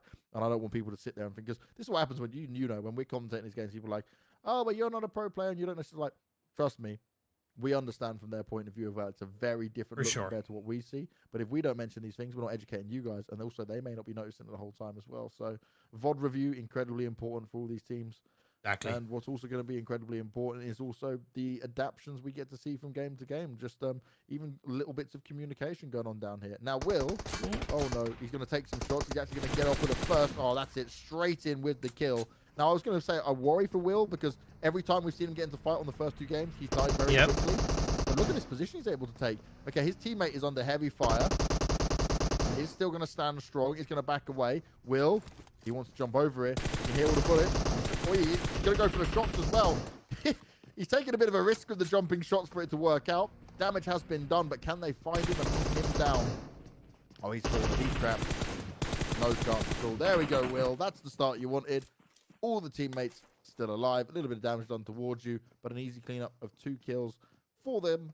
But also, where's the other 2 players from this team? Well, here's the thing. Why didn't Lost Bullet scout from the Al-Azhar Hills first? Right? Why didn't they do a little bit of scouting? They would have seen Will. They would have seen a couple of players, but they went in blind. And when you go in blind, even if it's early game, that's a risk you take. And great play by Lakonostra MVP. Great quick reactions from Will. I think Elisio maybe just, you know, was a little bit lackadaisical and just driving around with the boogie. But other than that, it was pretty good from Lakonostra MVP.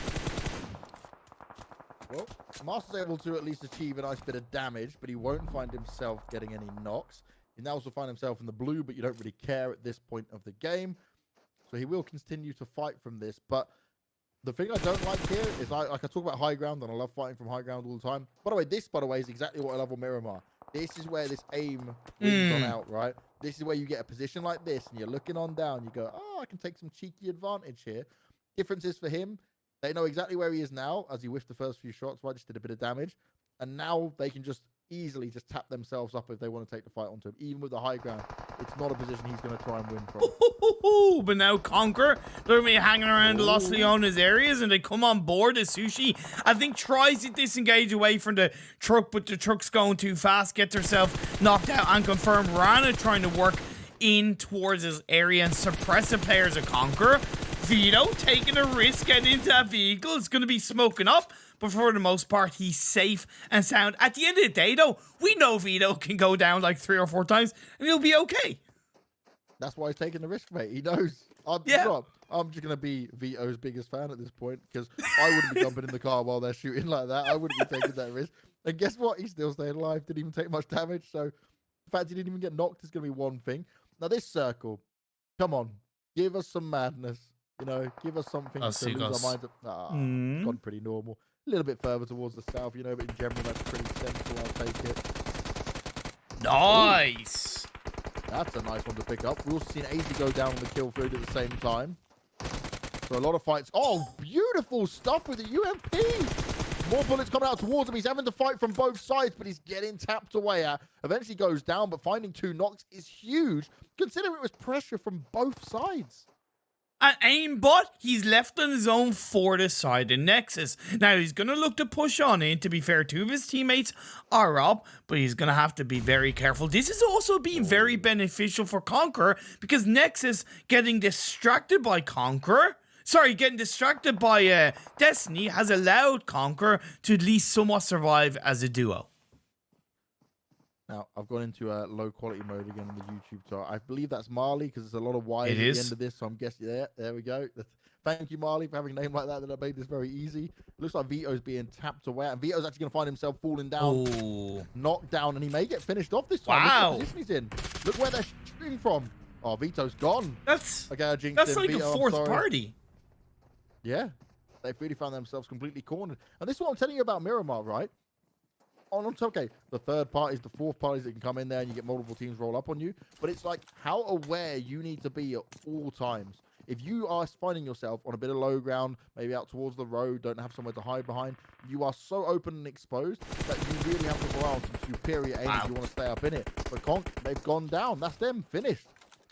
Out in 15th place, mate. Well, at least we know that they're human after all anyway. They're not going to win this game 3, but fair play to Destiny. You have to give them a lot of credit on how they push in on the outskirts of this Los Leona region, right? They play down on towards those hills confidently as a full squad. Even though one of their players has now gotten knocked down at the hands of Gaijin, they'll be able to get that revive up. They'll now have information that Gaijin are hanging around this area, and they'll be able to play towards it. Having Whiskey forward, I think, is very beneficial to Destiny, creating a little bit more of a controlling bubble around this area. And it is certainly what they're going to need to do throughout this. Now we're going to get this bit of downtime for some of these teams, where they get to think and look around of what's going on. Prada still poised and ready from this location, but he'd already dealt with all of the players that were around. Nexus continuing to pick up a good amount of kills early on throughout this. Already down to only 50 alive, and there's 13 teams remaining. Not the craziest start for a Miramar game, but already plenty of action. Ooh, okay. So at the moment, if you're out towards the eastern side and central, there is heavy competition. Anyone down who wants to maybe rotate around the south, maybe if you're clash right there, you maybe go for like a longer rotation round. Could be beneficial for you, depending on how much they've scouted and seen ahead. Because everyone's very focused on this central position, and we know a hard shift can come at any point, mate. I don't get why GameLord went so deep into the center circle, whereas I think that position outside outside Chumacera to Churchill would have been much more beneficial. But as it happens, this circle eats its way away from a lot of these teams, shifts down to southwest, and that puts a lot of pressure on a number of these teams up north. And all of the teams that were like fighting for central, okay, you've got a bit of an easier route in, but you now need to make a decision. Do you go further down towards the south, right? Or do you try and stick to that central position where a lot of teams are going to be competing for you in this location? And if you're coming now from the west, it is devastating for you. Like I said, for Clash, I literally said, maybe you just go for a longer rotation and go south. That would be a huge play right now. If you want to take a safer space before you want to start fighting. I said one more phase. Phase 4 is where you want to keenly see the big fights go down if you're looking to play the long game out here. Look at this from ProLord. Grenade! Good name. What? Michi! Oh, you could have never predicted that. Poor guy. ProLord. He's sitting pretty right now. He's still doing more damage. Look, they're just running past him. He's like, come on. Give me more to fire at. Oh. Does need to be careful, though. Yeah, I'm glad you said, oh, because that's when you get too trigger happy. You're like, I got this. Oh, damage.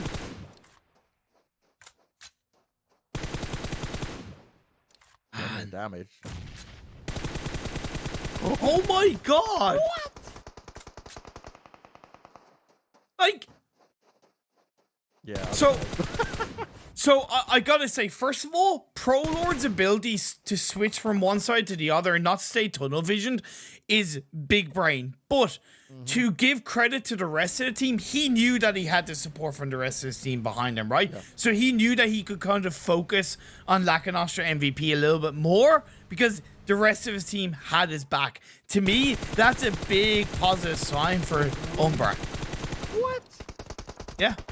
That's how you rail a good amount of shots out towards him. He's just taking Daddy out, but cover fire comes on back. At least able to knock him down, but the rest of them are still up. They can still fight from here. But for Team UMBRA, it just doesn't matter for them, in my opinion. They're going to get the revive onto ProLord. They've sent Lakonostra MVP packing right. They are easily the more confident looking team of the two right now. However, both teams have gotten a revive up. We are back to a 4v4, and what UMBRA can do to their advantage, because they came from the Los Leones area, they know that when they wrap around and towards those high ground buildings, they can get ahead of Lakonostra MVP. Yeah, you're playing the better side of it, right? That's going to be the benefit for him here. Now, circle damage isn't massively high just yet. You can still work off it. But it is going to apply some extra pressure to, I'd say, the nerves, right? Sometimes it gets a big... Look, it's hard shifted to the west now. Oh, my God. Where the majority of the teams are. And look, Clash did it. Clash did it. They went the long rotation. I love them. Yep. That's a smart team. You took a bit of circle damage, fine, but you went for a long play. They're a very intelligent team. They know how to rotate in these games, and they proved it right there and then. Got to give credit to GameLord as well, because, yeah, okay, they didn't go to where I thought they would go in the previous circle, but they reacted to that previous shift quite nicely, and now it's put them in a very solid spot in this phase 4, and they don't have all 4 members in one area. They have a pretty confident 2-2 split. They still got to be aware that there could be a couple of players and teams around them that they don't get third party, but for the most part, very happy with how GameLord are playing this game so far.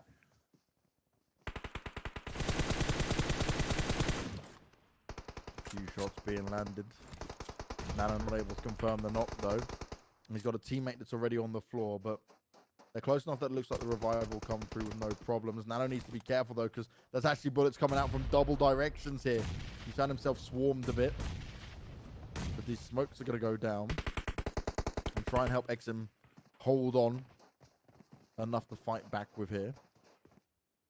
They can use this to their advantage though, right? You've got the vehicles all around you. There's plenty of smokes being popped down. You might be able to force them to try and take some fights that they may not be in an advantage to take, especially with these grenades going up as well, but it's actually going to go in favor of them for now. Oh my lord. Oh my lord. One shot UDR. Being very, very careful. The spread from Panda is working in Panda's favor, but with Panda having a player knock, that's going to be the shot for one shot UDR to push in and take control of this fight on the western edge of the circle. Nano actually takes down his teammate Ulysses, but he does come in. He's going to get a knock with at least one shot UDR in one player left standing, and they get this squad wipe. Very well played by one shot UDR. Panda taking an L, to be honest, when they shouldn't have. And I'm not going to be so happy with that at all. But neither's Rice, as they find themselves going down, and now all the action's kicking off. And look who's turned up to the party. Just when the first fight was over, LN MVP, they want to get involved. And we saw Will was the one that started off strong. Luckily for OP, they've been able to heal themselves up, but that nade comes out just as he starts to find himself in a better position. And Mazzino wants to get himself all the way back up as much as possible. That's going to be... Oh, that's a good nade. Going to get some shots come out back towards him. And he is so unlucky at this point. Every time he takes a step forward, another nade comes out. Man, Lakonostra MVP, okay. You may have run away from Team UMBRA, which I wasn't a fan of, to be fair, although I get you're playing for the late game. However, without suffering a casualty, now you're pushing in on Optimus, realizing we're at the stage in the game where we have to fight. We have to take control. And that circle shifting once again down towards that southwest puts even more pressure on Lakonostra MVP. The nades working out. Optimus, they want to try and charge off the back of this. They know they're taking some blue damage as well, and it will be ticking fairly heavily. Itachi's rolled on in, and he's finished them all off. Will Bardot spot this out? Will taking some shots, jumping up and down, does get a knock, but can he get the finish off? Mazzino still up and in the fight as Bardot. He will be going out of this one. Some extra shots being done, jumping around the windows. Mazzino, you need to fight back, and you need to fight back now, but you need to be able to connect these shots. They're going to try and run around him. They're both semi-scared to get it done, but he comes out on top of this one. But he's still got one more player to find. He knows the shots are coming. He can hear the player, but he wins it out. 4 kills going their way, but now he needs to start to get ready to move. That was chaotic. That was painful, but it did not benefit either team. Why did Eliseo push in on your own when Will was doing so much work for your side? All you had to do was wait, but you got too impatient, Eliseo. You got too egotistical, and you lost yourself, and you lost the team fight. You should have waited. I'm genuinely so frustrated because I saw in the kill feed what Will was doing. BanKs, that kind of thing cannot happen in PMPL. Lakonostra MVP, they are better than that. Yeah, they're going to probably look at that and think like, okay, we got pushed. We knew that knock was coming on through, but we needed to look at our understanding of it. Because the fact that Will got he got the knock and then the kill, didn't he? Yeah, he got the double kill, I think. So that, as far as I remember, that would have been the perfect situation then to just join back up, you know, and be a bit smarter with it. But... Oh well, it is what it is. It is what it is. We're looking into phase 5 blue zone. Closing in, and we're down to just 5 teams, 18 players. GameLord looking very healthy as a 3-person team. Lanu's gone down, left with Takashi, Robs, and Victor in play. Victor, watch out for him, James. He's a very strong individual player. He threw the molly down. Doesn't look like it connected with any of them from what we saw just there. But it will push them back. They look like they were just getting ready to push on forward. UMBRA were like, okay, we can move up here. That's not going to work. And GameLord, what they do, they've got 3 alive, but there's still 3 players down there for them to fight. They've got the high ground, they've got all the positions to fight from here. It's how UMBRA want to try and challenge and push up from here, because they're the ones who have got the circle just behind them. They're right on the edge of it.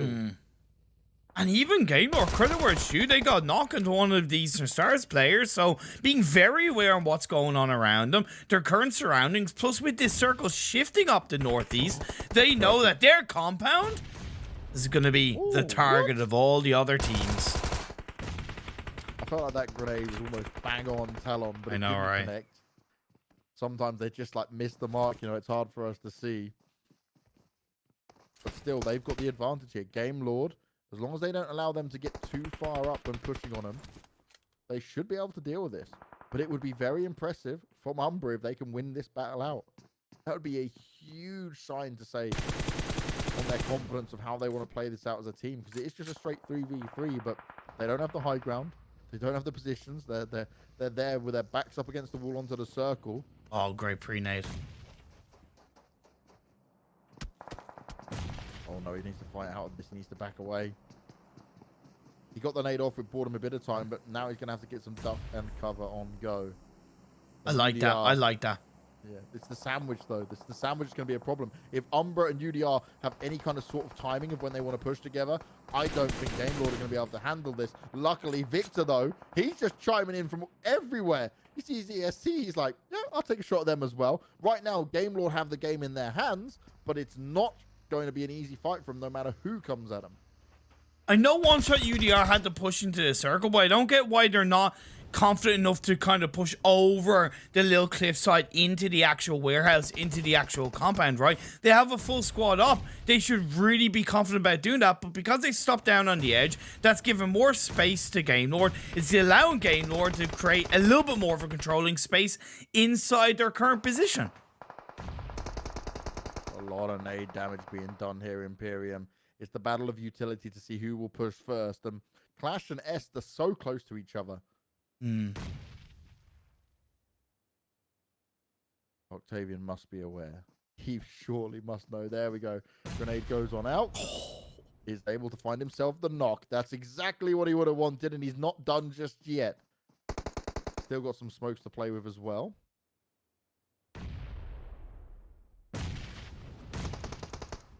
How did Luna stay up on that? I thought I was bang on him. Okay. A counter that leaves Norizio on his own, and that's the only thing that's really benefiting Clash at this late stage of the game, to be fair, in this fight, is the fact that they have the body advantage.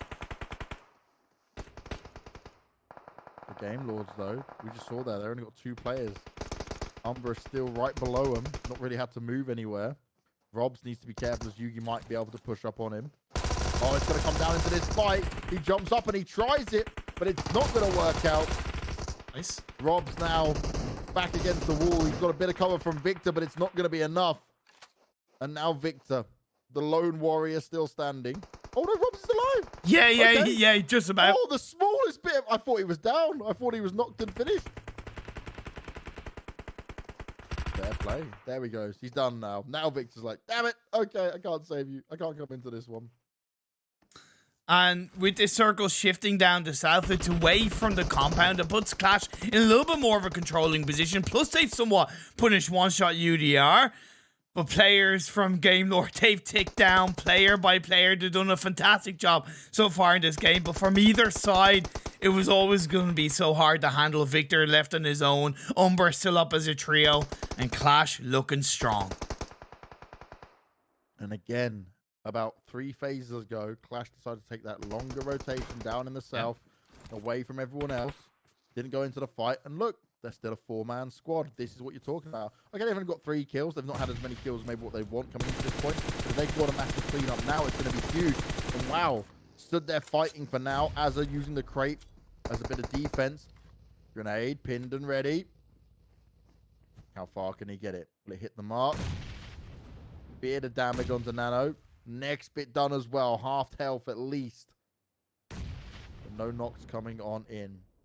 UDR and Clash, the 2 with 4 alive, are the ones that are currently battling against each other, which may then find an opportunity for UMBRA to hop in this. And Victor still has the high ground. He can still fight from here, but he's soon going to have to move into the circle, and that's where he's going to struggle.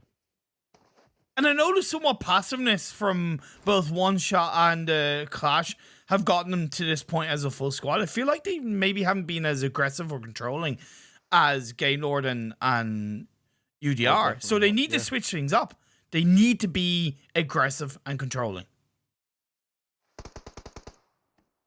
Well, there's only 3 teams for them to try and control, and they are aware of the positions of most of them.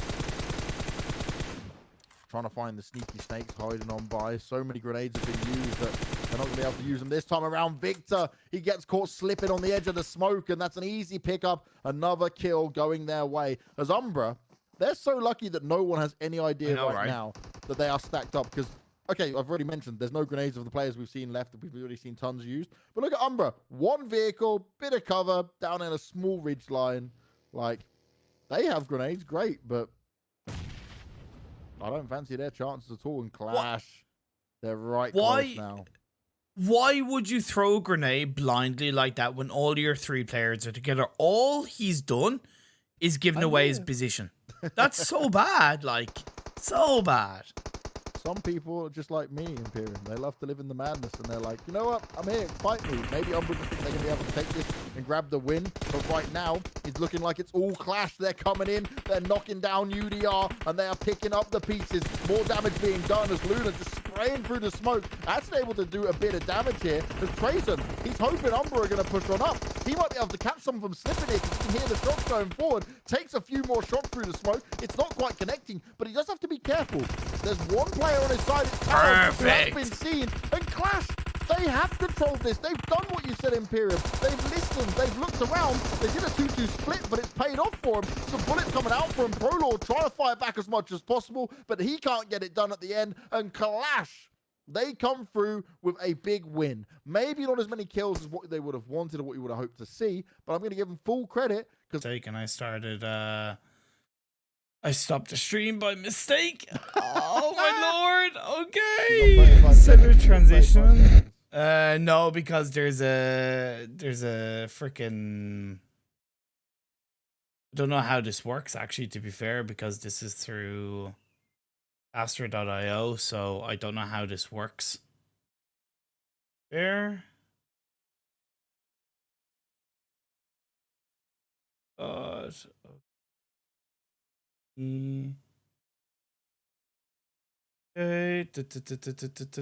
I don't know how this works. Okay, yeah, okay.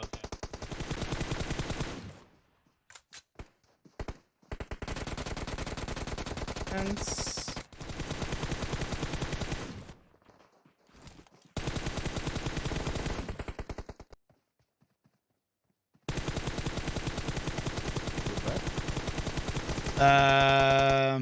No, not quite.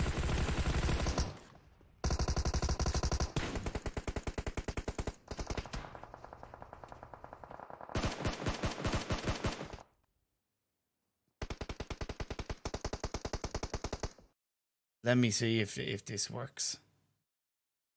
Okay, so I think this is, it should be on my channel next, like. Let me look. Yeah, I'm on live right now. I can see you just looking blankly. You can see me just looking blankly as if like, what the hell is going on? Yeah, I hit you said what the hell's going on? Yeah, we're back. I don't know what happened. I don't know if it's a second stream or what, but to me, I don't know what. I think it's the same link, is it? Okay, yeah, okay. I'm on it, I don't know what happened, guys. My apologies, but yeah, I accidentally stopped and started stream instead of changing transition. But either way, we went through the highlights. Let's talk about that game, because Clash, you know, they were quiet, they rotated intelligently, but then they came into their own in the last couple of circles. Oh, definitely, mate. I think the main thing is you called it out on who was going to take some control. It was obviously going to be Clash or UMBRA from positions they were in. I felt like UMBRA made a big mistake like you did when they saw themselves just throw that grenade on forward, gave away their position. Okay, so maybe someone would have had an idea there because they took some shots before, but like they were not actively out there firing and they were all so close together. They were basically just betting on the fact that all the teams would have already sat in a position where they've used their grenades, and you can't really take that risk. You know, they might just pick one up off a dead body or something, you know, could have looted one at any point. So high risk, high reward for them. But for Clash, I'm just going to come back to it. It was like phase 3, phase 4, and I said all they need to do is go down south, go through the blue, and take a really long rotation. And they avoided all the madness when everyone was trying to just push straight down south. They went for a longer, like out west, down to the south, and then back up, and it benefited them perfectly. And then when they wanted to get active, they just went for all the kills. And okay, it's not a 30-point game. What was it? Still 24? I think they got. Yeah. So that's still really decent. That's something they can be very proud of for sure. And I did notice that GameLord only had 2 kills in that game. And that kind of makes me think that despite me thinking that they had a pretty decent game and they were somewhat controlling, that maybe they could have been a little bit more aggressive early game and tried to kind of manipulate the traffic around them so they weren't put under so much pressure and losing a couple of players. That's the only thing I can kind of think of, because other than that, they did have a pretty solid game, but lack of aggression early game can go against you. Oh, it really can, right? Sometimes, like, they basically found themselves because they felt like they had such a great spot, which they did on paper, and then by the time it actually came to trying to face off against all of it, they were so surrounded from either side. UMBRA were being a nuisance to them. Then we saw EST were getting involved as well. Then Clash turned up, and by that point, they'd already taken so much damage, spent so much utility that it was going to be difficult either way. And now that's the Miramar game done. My madness is over, and we get a couple of Sanhok games for probably one of the most speediest sets of games, I guess, mate. That's how I'd call it. Sanhok is to be fair, if there's one map I like ending on, is I do like ending on Sanhok, because it's kind of like the franticness is just a great way of like just blowing up the day, all right? It's just kind of like just all sense thrown away. The games have been absolutely pop off, to be fair, more than anything. And look out for Clash in Sanhok. To be fair, BanKs, they've shown in the past that they can really dominate that map. There was a Red Bull MEO Season 3 match where they got 22 kills and a chicken dinner. 22 kills and a chicken dinner. Jeez. That game. It was crazy. They're going to come off a confident game that they just won as well. And then go into a map like Sanhok where like you can get these close range individual just moments like that. So yeah, we could be in for a bit of fun for sure. Well, on that note, myself and James, we're going to go for a break. But we will be back on your screens for game number 4 of the Pro PUBG Mobile Scrims. See you guys in a bit.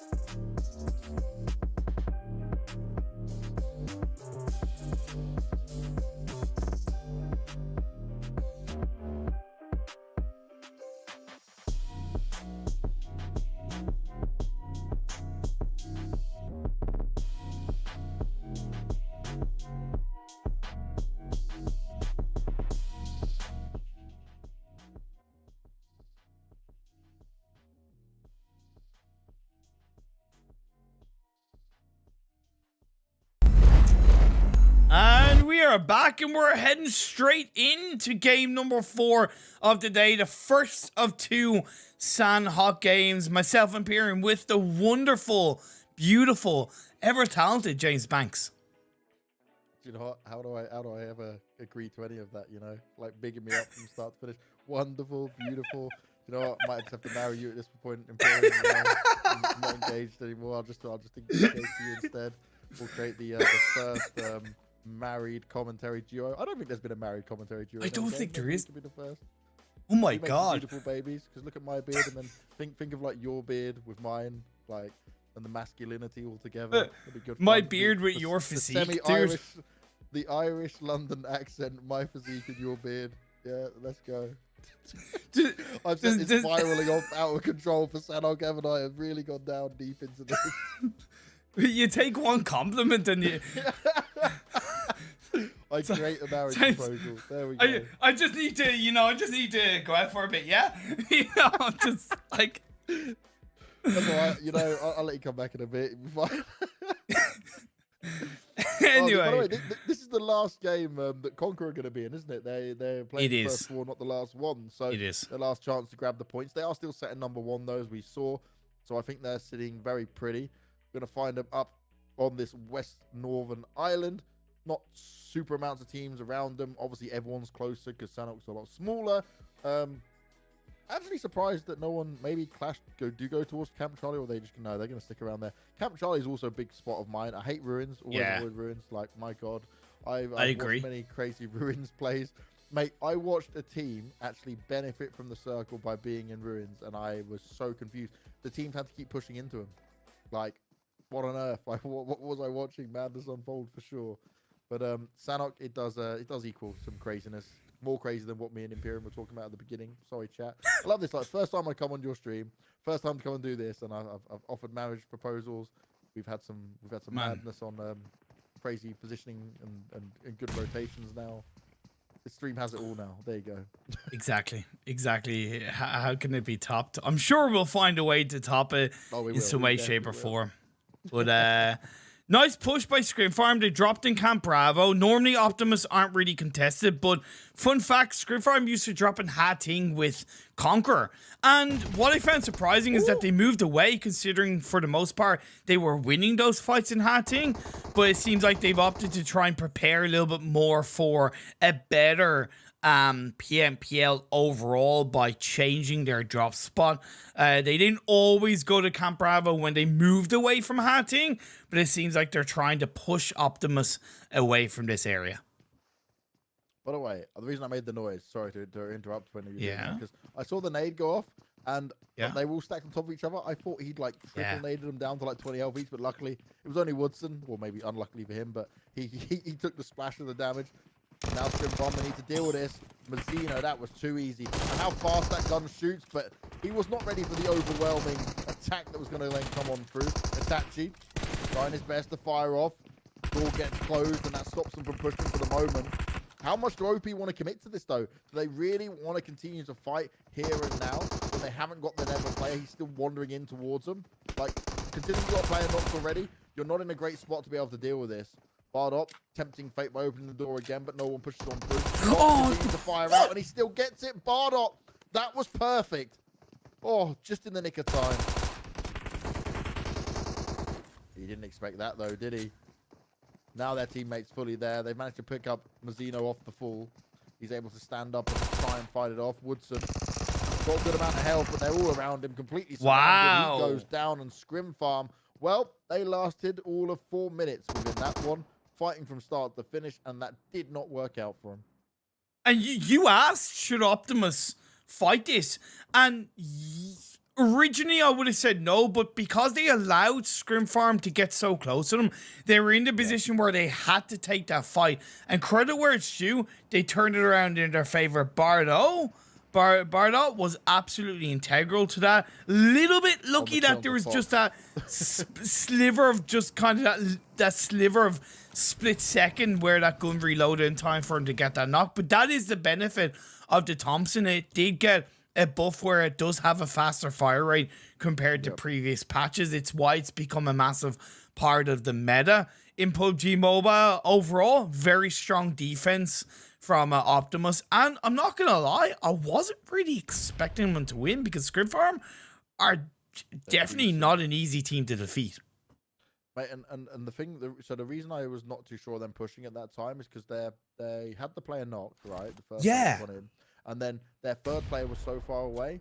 But I know ScrimFarm did give an opportunity on timing, so it's almost it's not like, I'm definitely not going to say they did badly, but like ScrimFarm certainly gave them the opportunity to win it. I agree. They did win it because they had the timing. So it's one of those ones where they believed in themselves. They had the confidence. You always should do. You're never going to take that away from them. But it's like the blunder was how much space they gave them. Definitely agree. I definitely agree with that. You know, there's something he said for committing to a fight as a team, and that is exactly what Optimus did in that situation. But now Unicorns of Love, they're going to be wrapping around on towards this hillside where GAMELORD are compressed upon. There is only 3 players starting for the side of GAMELORD. I don't know if Unicorns of Love are too aware of that. That's why they are threading with a little bit of caution. But that 2-2 split, the Unicorns of Love hold on to despite one player getting burnt to a crisp is very beneficial. That was so unfortunate. He thought he'd just try and run away from it. Drops on the floor as well, gets knocked. Luckily, Savage X is there to be able to hold anyone off if they did want to push. But GAMELORD, they're smart enough to know that, you know what, we're not actually going to go and challenge this here. You know, exactly. We'll allow them to revive themselves, get themselves into a good spot, because if we move from here, we give them the advantage to try and pounce on us. And so this is a smart play you expect. Just look where we are already. they're sat there in a great spot straight away. And look how many teams are now taking the long rotation through. Like, Clash are doing it again, by the way. I reckon they're probably going to go far out towards the west and then up north. Yep. Yeah, you can do it. They're going to get that botation. They're going to take that botation and play it around it. Now, I do think that's maybe a little bit too late of a rotation. I think if you're going to go for a botation, it needs to be at least halfway through phase 1. But let's see if it works out for them. GAMELORD are doing a wonderful job. However, Savage X catches Robs off guard. Akashi firing off into the distance. Going to try and get his teammate up. He's going to be very much out in the open and exposed, and that's always problematic. Robs just goes down. They're not even going to let him get away this time. Akashi luckily knowing that maybe if he challenged that, he would have given too much away. Unicorns of Love, well, they're loving life right now. They know they've got the drop on them. They know they can push on forward, and they're in a good split here as well. Aegon just holding back. He's got the house to himself. The other 3 are off towards the western side trying to fight their way around.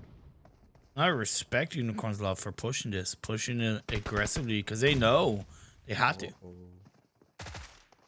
know, the yellow duck stuck behind the rock, and it's not going to work. Thing is, there was no way in hell he was winning that. Maybe if he got a knock, I'd be praising him because they knew exactly where to go for him. Akashi going to fire off. Considering they did well towards the end of the previous game, this one though, it's not looking good. What? Thank God. Oh my! I was thinking there's no way he finishes any of these guys off. Unicorns of Love, that was a little bit more scary, but a little bit. You know, I loved her duck play. I love the duck play. I'm all for the crazy outfits, you know. But a duck behind a rock, you stand out like a sore thumb. She hasn't got much of a chance in that one. Oh man, some might say it was a quackers of a situation for them to be in. I knew you were gonna do that. I know. I had to.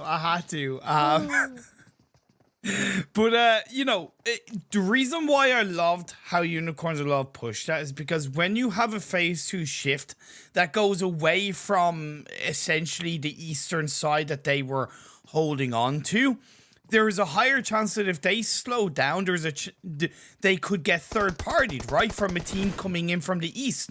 So by taking that fight early in phase 2, there's just a little bit more security of them not only crossing into phase 3, but also not getting backstabbed by teams coming from the east.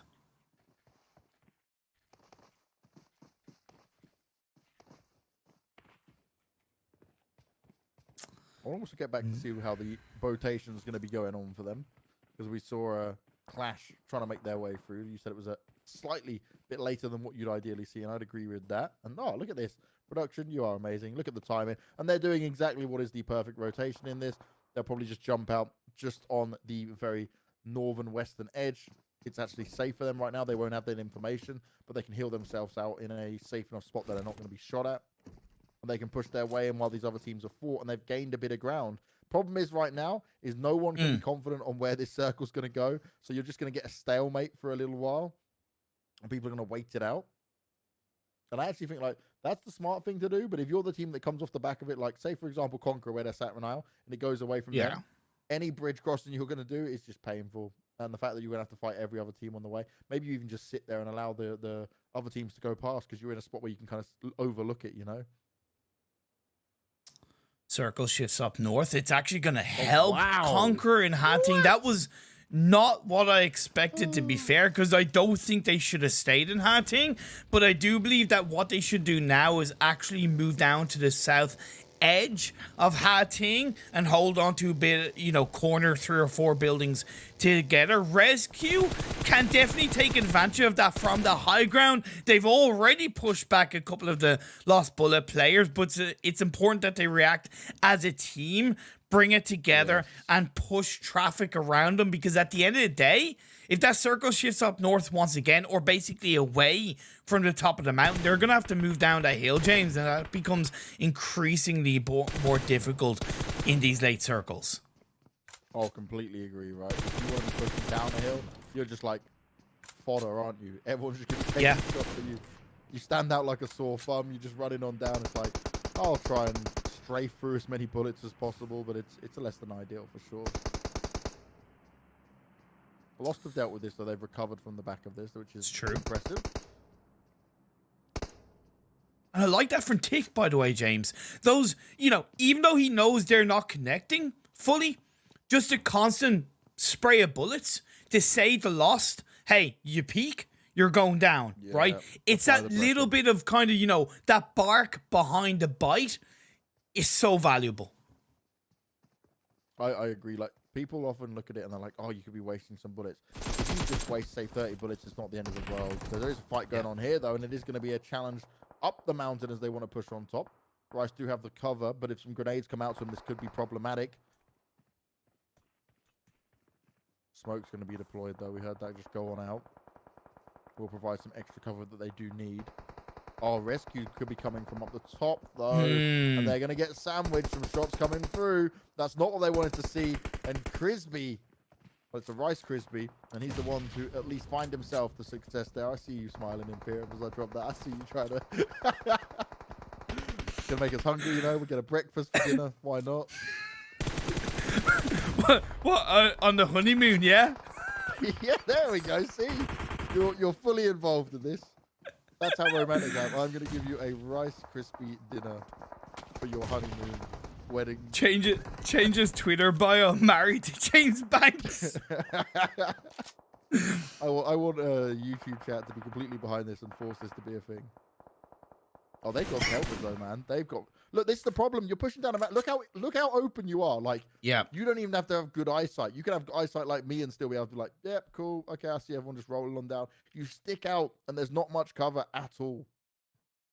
And what I like about Conqueror, it does seem like they've gone down to the very south edge of Hatting, but keeping Marley on kind of, you know, that northeastern area, basically inside Hatting. Not only does he get information a little bit more heavily on teams up the mountain, but he's covering behind them. Now, He's prone down on the roof at the moment, but at the end of the day, that's still very solid positioning coming out from Conquer in this game as GSG Europe control very nicely on towards this coastal line building.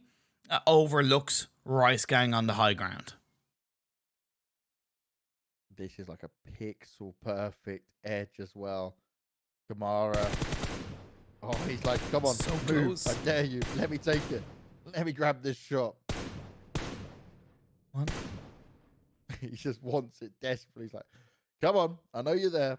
Poke out. Let me land it. Don't get tunnel vision, Kamara. No, but like, I was about, literally, you had the same thought process as me. Don't get tunnel vision. But I looked at the map quickly and I saw the other players also look in other directions. Like I was like, I was fully on the same wavelength as you. I was just about to say it, and I'm like, actually, okay, like Levi's there. They're looking as well, so he can at least hold the angle for now. But he does need to make sure that the rest of his team are well aware of what's going on. Unicorns Love are not looking good as they look to try and swim across again. A little bit similar to Conquer. They fresh on the other side of the bridge. Now we have RESQ looking to punish Lakonostra MVP from the high mountain hills. It's phase 4 damage. They should be able to revive him. Oh no, he's down.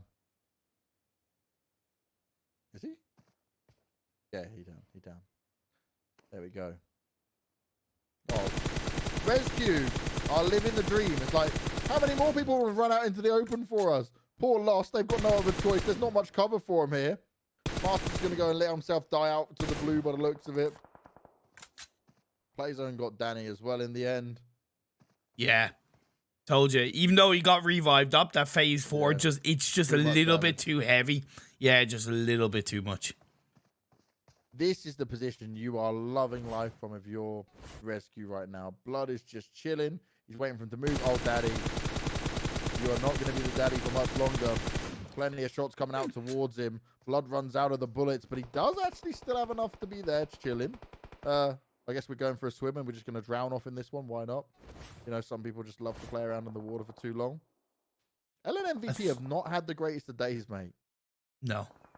They've had a couple of shinings, but that's the thing with Lakonostra MVP, right? Sometimes they show up big, other times they're just like flat as a pancake, playing like with all due respect to tier 2 team. But they are still an evolving roster. They've added Daddy to their side, who has played with Will in a team previously in the PMPL, so there is that level of synergy, and together hopefully they'll be able to make a decent run of it in the upcoming PMPL. And Conqueror, by the way, okay, Harting has been a position that's benefited them. They started off there, and now they've been able to just sit and chill, but they are just patrolling the edge of the circle, taking shots. RESQ are still in a great spot where they don't really have to worry, and they are just picking everyone apart, but their problem is going to be moving on forward because now the circle has shifted quite far away from them. Lost might be able to make it in, despite both Dammy and Master having plenty of shots taken from RESQ towards them. They may have found an avenue where they can escape, which will be huge for them. And Rice, they've got out towards a small set of compounds to hide in, but can they get all of their teammates there? And oh, Wild alone, that's the weapon you want to see pop off with. QBU is absolutely on point. Unicorns love and make their way out of the water. They're the mermaids, the unicorn loving mermaids in this game as they look to make their way into Harting, and they've pulled it in. They've made it work, to be fair, and I think that's mainly off the back of a surprisingly lack of teams in Harting, right? I was expecting on that phase 3, phase 4 shift up towards Harting that more teams would look to coexist in that city. But no, Conquer were uncontested up until this point. Oh, Crispy. Bit of damage done, couldn't quite find it. Still trying to make it work. That's some distance for him to spray at as well. He's hoping he can find someone else. As RESQ may have spent too long in that position, to be honest. Yeah. Lots of nice damage being done there. Swave even picking up Tick as well. Crispy able to do some damage, but he needs to avoid the blue. You got to keep running, mate. You got to keep moving on forward. You're not in the circle just yet. You've got 4 kills as you're the only player left alive for your team as well, and you've done it all. Any points you can grab from here is going to be huge, but you can't take this additional damage. But I love the fact that he's trying to play with the blue zone just a little bit, to the point where he's taking a bit of damage, but he's not exposing himself. Well, you'd risk it for a chocolate biscuit, or in his case, a Rice Krispie biscuit at the same time. And I just love watching your reactions as I do the most corniest stuff I can possibly think of. I love his name.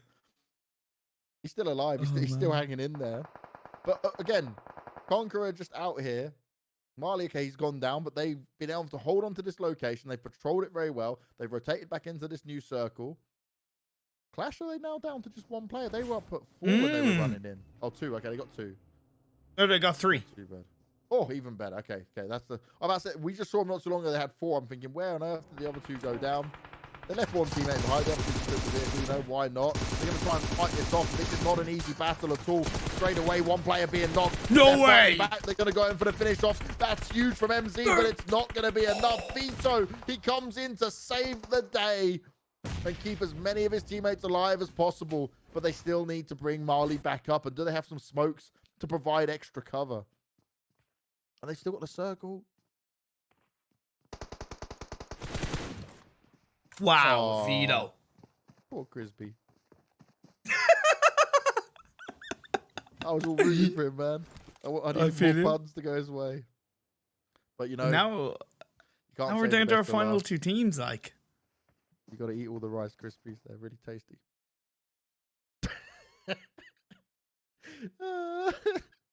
I just need a constant cam of you to enjoy these moments. Lost, though, have done very well to come second. Do you remember when they were being shot at by RESQ from the top of the mountain? I actually thought they were going to die at that point. It is a 3v2. Vito's still alive. Look at Vito. Look, okay, this is genius. Vito, on his own, away from the other 2.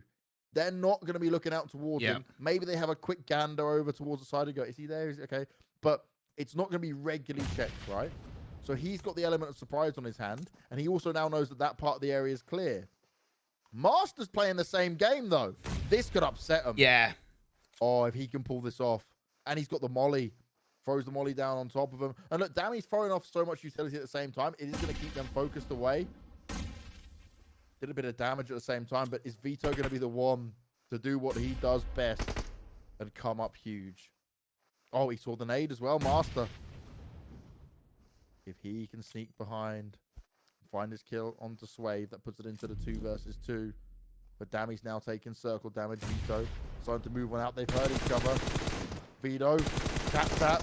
Damage going out towards him, but Dammy, he exposes himself. He goes down, and now Master with no way to help his teammate. And Master, he sees it all. He takes the shot, starts off onto Marley, goes in for the second. It's a spray down that won't work out. But out of 4 games we've had today, 3 have gone to Conqueror. Absolutely insane. And, like, Lost Bullet did a great job towards the end of actually having that 1-1 split. It made sense. But Dammy knew he only had 1 shot, right? He did. He only had 1 chance to get that knock on the Vito. And when he didn't, Vito did the right call, right? Vito reacted extremely well by not trying to go for that counter knock. He played by the wall side and allowed his teammate to get the knock off onto Dammy. Plus the play zone actually ended up, I actually think, taking down Dammy. But in the end, it was great teamwork by Conqueror off the back of what was a good chance by Lost Bullet, but just that unfortunately poor execution by Dammy. Master played it well, wrapping around on the underside, playing that low ground to his advantage. The body advantage from Conqueror in the end, that body play, keeping Vito on the sidelines, having the 2 players inside the circle, the 2 anchor players, it was just the best way of closing out that game. And we've also really got to look at this, right? The fact that not only did Vito pull something off that was huge, he snuck round and made that Dammy had to actually take the shots, you know? And it forced Dammy's hand, and then that split that they had really couldn't work out. Yeah. They were already outnumbered. They were already sitting in a good position. So no matter what Vito did, win or lose, even if he went down, what they have off the back of that is still so huge because it forced Dammy to jump up and he'll go down anyway. Very interesting Sanhok game. Actually wasn't even a boring Sanhok game as well. Very interesting of what we got to see here, like from RESQ, multiple moments where they were just shooting on down from the top of that mountain. I'm surprised they didn't finish higher, but you mentioned it as well. When they have to go down the mountain, out into the open, it's like, well, now what do we do? Because you've sat up there so long, everyone knows you're there, and then you're just like targets as you try to escape back into it.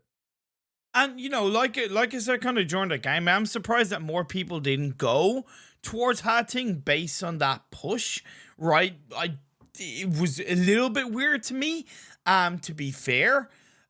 Also, to also give credit to a lot of these teams, most of the time when we've had these kind of Northwestern Island circles hovering around the mountain, it's normally shifted down kind of southeast to the coastal line side.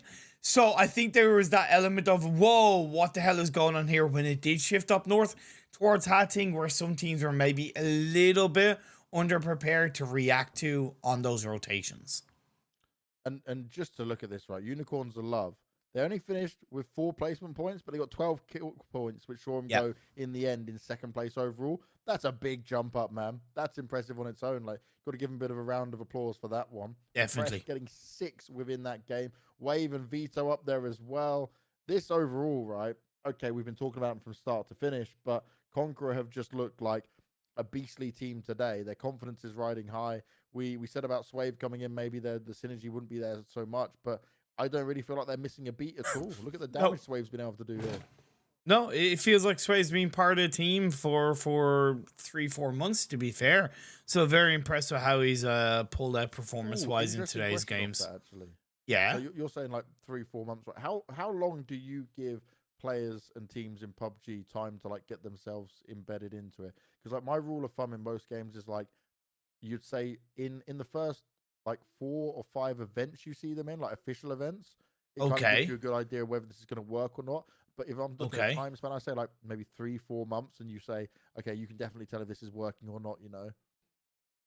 I personally think it should be longer in PUBG. The reason why is because compared to CSGO and Valorant, you know, games that you predominantly work in and would be, you know, known team-wise and player-wise, the age of the player base in PUBG Mobile would be naturally a lot younger. So to me, players need to give themselves more time to integrate within a team, and teams need to give more time to integrate new players in, because older players or kind of more mature players, years wise and maybe experience wise, there's a little bit more of a fine tuning there. So they know within those 4 to 5 events, 3 to 4 months. Whereas in PUBG Mobile, I still think it's developing to the point and the age of the player base where you need to give at least 7 months, in my opinion, at least 7 months. It's not happening enough. Players are hopping from team to team, in my opinion, way too quickly. And that can always be a problem. If you do that, actually, so again, like you said, from my experience in other games, it's where we sat at, and I look at like 3-4 months, maybe a thing, or event-wise. But this is a point. I also hate seeing teams change too early. Like I'm not a big fan of that. I believe that like if you have a core 3, well, obviously for PUBG definitely 3, but in 5v5 games 4 players, like one change is fine. But if you start to mix around too much, drop in other player and bring someone else in just based on like individual ability, you're never really building on something, and then you don't get the chemistry, the teamwork together, and that's a huge factor.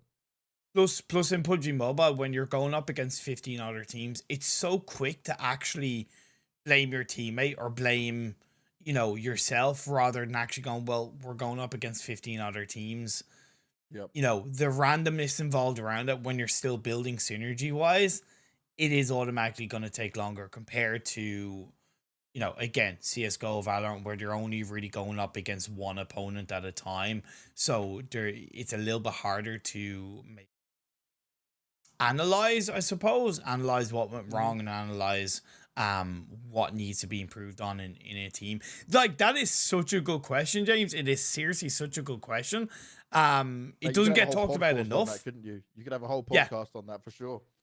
Definitely, because, you know, I don't know. So, and what you said about like teams given, you know, 5, I didn't know that with other games, to be fair. I really didn't know that. Just to be clear as well, like it's not like a written rule, but it's like I personally think if you're a good leader or you're a good like team owner, you can see after the first 4 or 5 events and you go, okay, look, this just ain't working. Like, there's definitely a weak link here, or this doesn't come together. Because when you've done practice and then you go into official events, you should be ready to some degree. And I often see some teams come into it and like they may have a honeymoon period, first couple of events not so bad, and then you just watch this like massive tail off and you go, okay, yeah, like something's not quite clear here. This is not good enough.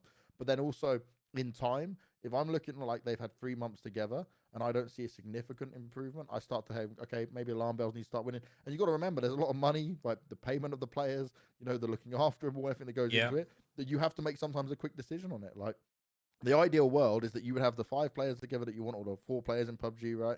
And you would go, cool, okay, so you guys have got 12 months. You have to make this work, X, Y, and Z. These are the expectations. But more often than not, you don't have that time. And you have to make some brash decisions which can become, I guess, detrimental to a full team development. That's why you often see teams across multiple games.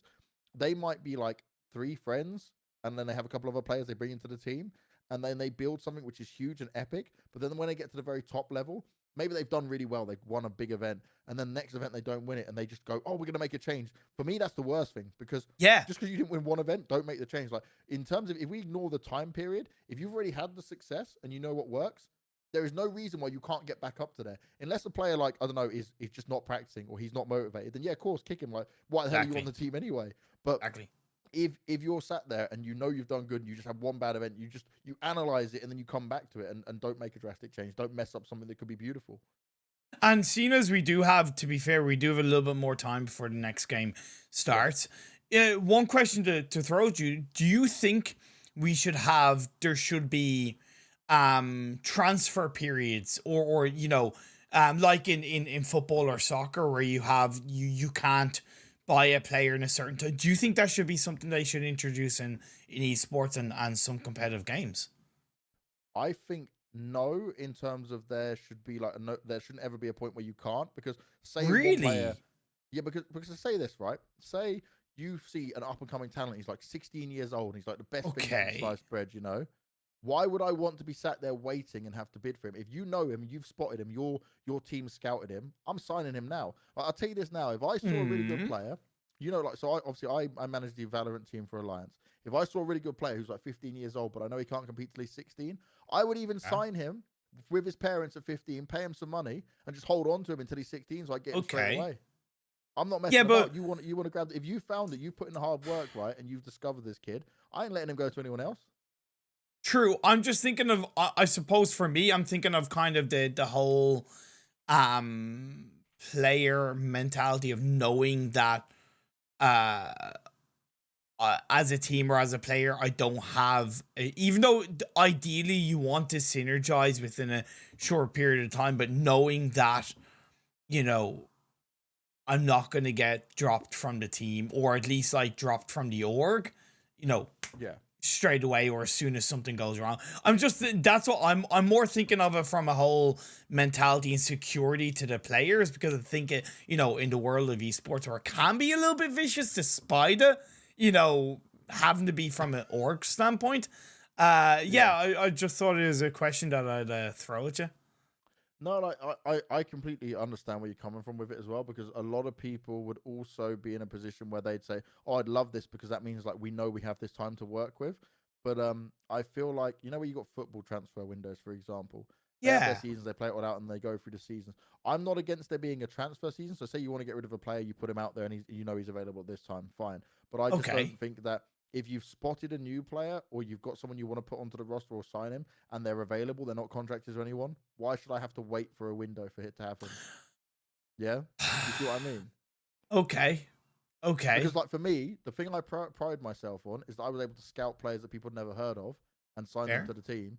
And then we managed to achieve Masters. Like, we were the first team in Europe to achieve Masters, right? To even qualify for it. And everyone lit us off. Everyone was like, who are these guys? Who are these names? Well, I saw these players. I saw some incredible skill of them. We agreed to have them on the team. We worked with it. Like, imagine if I had to wait for a transfer window and other people were then going for him and doing that. You know? That's a really fair point. That's a I want to pay off for my greatness, you know. But I don't want to have to share like, oh, I found this great player, and then everyone's like, haha, I want him as well if he wants him. Like, no, it's mine. I did the hard work. That's like such a good perspective, because that's the thing, like, you know, it's a perspective that I wasn't really like aware of too much. And also thinking this just came to my mind. So imagine this: if you're a team who doesn't have so much money, right? But yet this player wants to join your team, you found him and he's going to join. Imagine you've got it all settled, but you have to wait for the transfer window. And I don't know, the biggest team comes out. So let's just pick Team Liquid, right? Big famous North American organization. They got all the money. They just go, cool, he's mine. You can't compete with him. Actually, Look what happens in football, which is so bad. That like, if you're Man United, if you're Arsenal, if you're Chelsea, you just go, cool, we'll buy whoever we want as long as they want to join us. Cool. Like, it's a bidding war, isn't it? And that's already a thing that is even a worry in esports, right? Is the whole kind of like, you know, the kind of money being pumped in where it is becoming like that. The only thing that may be stopping it is the fact that there isn't a transfer window. So, damn, that's a really good point. By the way, talent scouting is so underrated in esports. If you're someone now, right, who is here in YouTube and you're watching and you're seeing some players, there's nothing wrong with potential agents and stuff signing some of these players and then selling them off to the orgs, you know, getting them a contract, getting them a good deal and things like that. There's nothing wrong with agents at all, as long as the agent's good, you know. He's not just scummy screwing over the players. We've got plenty of them. Exactly. Mess things up. But I mean, there is so much to be had where me or you could be watching so many of these games, like lower level games, right? Not pro scrims or anything, and we see some natural ability and we go, damn, like he's carrying the hell out of these guys. He should be on the top team. And then we just go and say, like, for example, you work with Godsend, right? So you go to Godsend and you say, look, I've seen this guy, not signed to anyone. If we get him early, and then even if you can't hold on to him, say he's so good that he's better than anyone else on your team as well, you still had him, and then you could sell him to another team. This is all part of it. This is growing it up. This is where we go on to the next level of things. Mate, I could frame this all in my mind for ages all day. Like I could go through this because I don't mind the transfer windows for when teams can make changes because you keep them locked in with the right players throughout the season. But I just don't think they should be limited that they can only sign players during that time. I think that maybe you only make the transfers and changes, so you find kind of a middle ground between what you said and what I said, and we try and make something perfect. But it is kind of like the Wild West because we're so young in it. Like we mentioned earlier, like PUBG Mobile is still so young. We may have been doing this for a couple of years now, but it is incredibly young. It is, like, when you think of, you know, other traditional sports like football, soccer being 100, 120, 130 years old, and esports as a whole, never mind mobile esports, but esports as a whole is realistically, what, 15, 17 years old? Maybe even younger? What, esports in general? Yeah, I suppose, like, esports in general, in terms of, like, you know, of course there's a fine line you can cross, but suppose somewhat, that's why I'm asking you, like, where do you think it began, or roughly, like? I would say, like, I'm probably, because I started in 2003 and it was already going, right? Yeah. And I would say that the first people I know of really starting it off, if you go to the FGC, so like Street Fighter players and stuff. Yeah. I think it's like 96, and then I think Quake was like 98. Okay. So like, that's going real far back, you know? Okay. Interesting.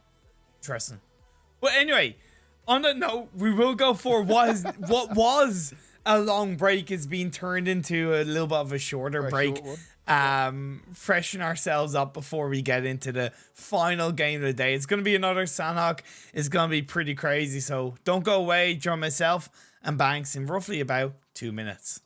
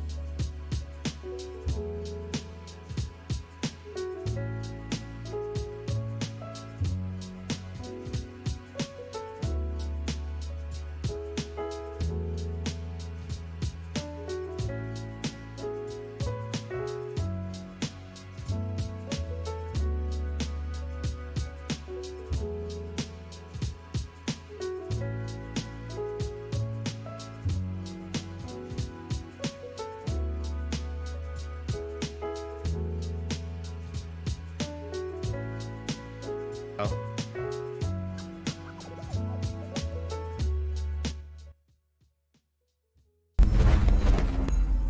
so got this intro, ImPERium. You tell me when. And we are back into this game. Now, you had podcast mode, YouTube chat. You had the interesting conversation points. We've had 4 fantastic games for the Pro Scrims, and we are down to the final one. And ImPERium has been introducing me the whole way through. My name is James Banks, and I am his good friend, and we will be covering a lot of PUBG Mobile up in the future. But this man has been killing it from start to finish for the PUBG Mobile scene. And today we're about to deliver some more madness, and the gunshots are really loud, ImPERium. That I was not ready for that very early on. And look, RESQ, they're not on a mountain this time. They're fighting out very early on. Can they get the job done is going to be the other question. And actually, look at the positions. They're able to swarm these 2 players very easily. Whiskey needs to get involved, needs to get closer to him because they're going to be isolated. And looks like Arrow, who I just saw there, he's very low on health anyway, so he's going to be trying to heal himself up. As Wild alone, he wants to go on a wild fight, not alone with the rest of his team to see what he can get done here. But they're hiding. Why? They're keeping it very safe. I think Whitey is a player playing for Destiny in the PMPL or subbing in for today's game. Not exactly sure, but either way, he's a very experienced player with himself, has played with Whiskey in the past, and is individually a very strong, intelligent player. So I hope he will add a level of depth to the Destiny roster should he proceed in the PMPL. But I do like the fact that RESQ did look to somewhat engage initially, but it's now come to a little bit of a standstill. Yeah, that was interesting. It was like a big rush forward, a big fight. Like, yeah, we're going to go for it. And then, maybe not. We couldn't find them so quick enough. We don't want to risk it. So some respect being shown from either side, you know. We'll take it all day long. But how will it pan out? Ooh, here we go. Not up towards Hartin just at the moment. Staying down towards the southwestern side. Mm. But a lot of open space on this part of the map already, actually. If it doesn't want to stay down towards the south, that's going to get fun. Everyone's going to be trying to run across. And actually, yeah, Conqueror's not in this game. That's another thing to point out. So Conqueror, out of they played 4 games today. They won 3 of them. Imagine you can take that kind of performance into a PMPL. That would be nuts. Wouldn't be surprised, and I kind of expect him to be fair. Looking at... Yeah, I really wouldn't be surprised. Looking at where these teams are kind of located, One Shot UDR, the team that kind of worries me the most, because they should know that Eastern Stars are a little bit to the north of them, and Clash are kind of a little bit into the eastern side of the circle. So the timing of their rotation is going to be very important. They can use the docks area and actually make their way across in towards Bantai and Camp Charlie. But the timing of that is going to be important as Mishi gets caught out. That's not what he would have wanted. Instant finish off coming in. Luffy is going to be living the dream. No problems at all. We'll get the revive onto his teammate as well. Nice, easy. 1 done. And we are living life. To a good point. GSGE, not GCSE. Because they were really bad results for me and ImPERium by the sounds of it all. They will continue to run on forward. I just love the team name. May as well have some fun with it. Lost Bullet. They're not quite lost just yet. And they almost pulled off the big win. But it wasn't to go their way. They've got some... I've seen the individuals play pretty well. But they've gone for a very early 2-2 split as well. But now grouping up with each other. I wonder if maybe they've just took a bit more time looting on how it all plays out. UDR sat around just waiting for now. And this is actually for a Sanhok start. We saw that crazy beginning part, but they backed away from each other, which is so unusual that now it's just very chill. Seems like everyone's got a bit of space to play with. And it's important for a team like Lost Bullet, who dropped around the ruins area, with this phase 1 being very, very nicely in their favor. But they got to be aware that teams are going to be heading in their direction. So, hey, have a split for sure, but you definitely want to make sure that that split is not only controllable, but it's reactable, it's manipulatable, it's going to allow you to create that metaphorical bubble around you as teams will look to send themselves in towards Southwest Island. And just looking at it now, doesn't look like anyone may even attempt to do a rotation at all. It worked out not so badly for Clash until they realized that, wait a second, oh no, they're still here. they didn't leave their position. Conqueror there to finish him off, and it did not work out well for him. It was difficult for him. It's also going to be difficult for them here as EST, they start off with an easy pick-off. He's made some noise, and there's another team up in front of him, but he's being careful. He's being cautious with it. But why are Gaijin Seraphim rotating on the eastern side of Quarry? I know NeuroZero's just got knocked down, but that is such a poor rotation from Gaijin Seraphim. Doesn't matter what anybody says, BanKs, they know that Eastern Star is dropping the Quai. Never, ever has Eastern Stars realistically dropped anywhere different. There's no need for them to rotate on that side of Quarry. Stick to the western edge. You'd still be able to gather information on Eastern Stars from the other side. Just a really poor rotation.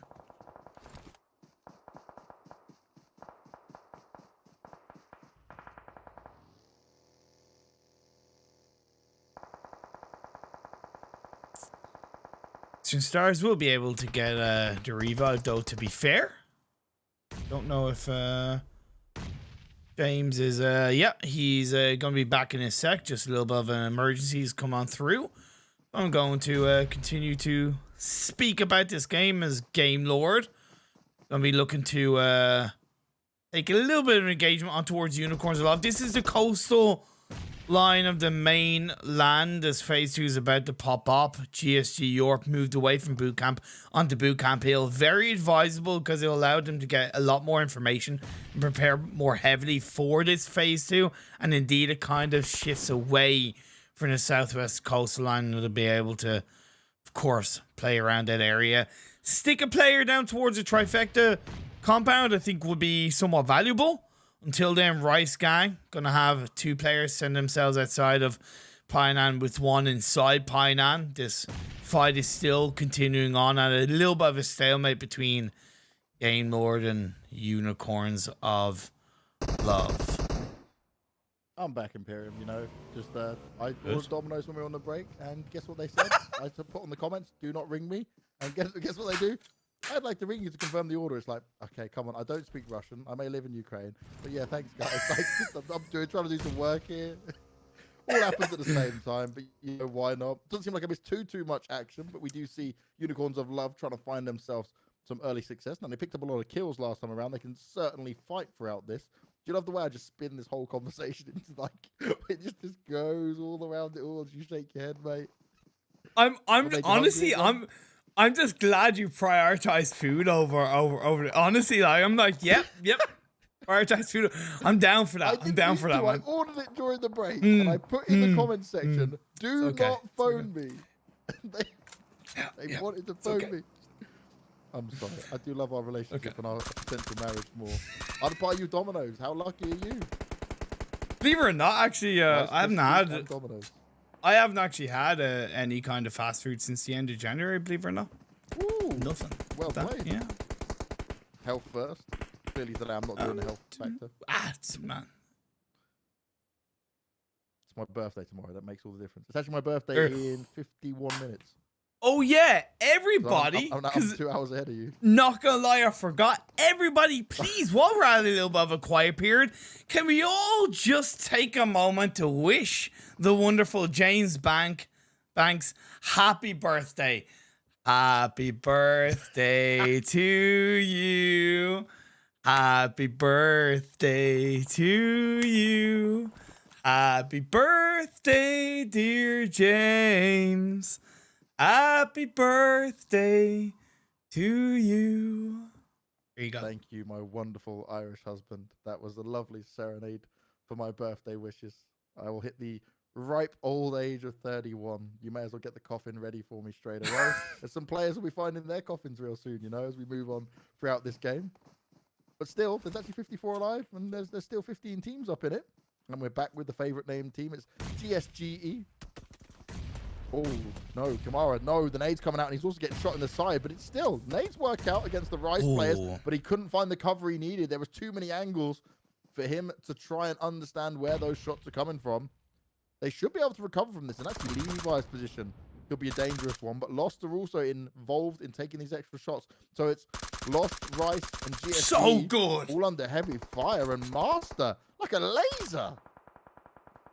So good, and that's what I love about how Lost Bullet positioned themselves, right? Because they knew that they had a chance to really control this kind of circle, right? Creating that little bit of bubble. They may not have fully manipulated the traffic, but when the traffic got close to them, they've put that red light on and say, hey, stop where you are. And, you know, I don't get why GSG Europe have gone so deep into the circle, because they had Bootcamp Hill. They were going to be able to take a slow, methodical position into the circle, preparing for the next phase. But it seemed like they went in so deep and thinking, okay, we'll be fine. Well, no. Come on, it's Sanhok. That can happen. Sanhok does leave itself open to moments like that for sure, mate. It's one that you always have to be careful of. Yes. And imagine if we get a Ruins ending. Imagine if you're RESQ, you're sat there right around Ruins going, do I go for it? Do I take the big risk? Could it ever pay off for me? While everyone else is still pleasantly fighting for the meantime. UDR are going to be very late to the party, coming down from the southeast. And actually, the fact they're coming down from the southeast, they may be able to jump onto some of these teams that are fighting up here in the mountain. Oh, man. Nice.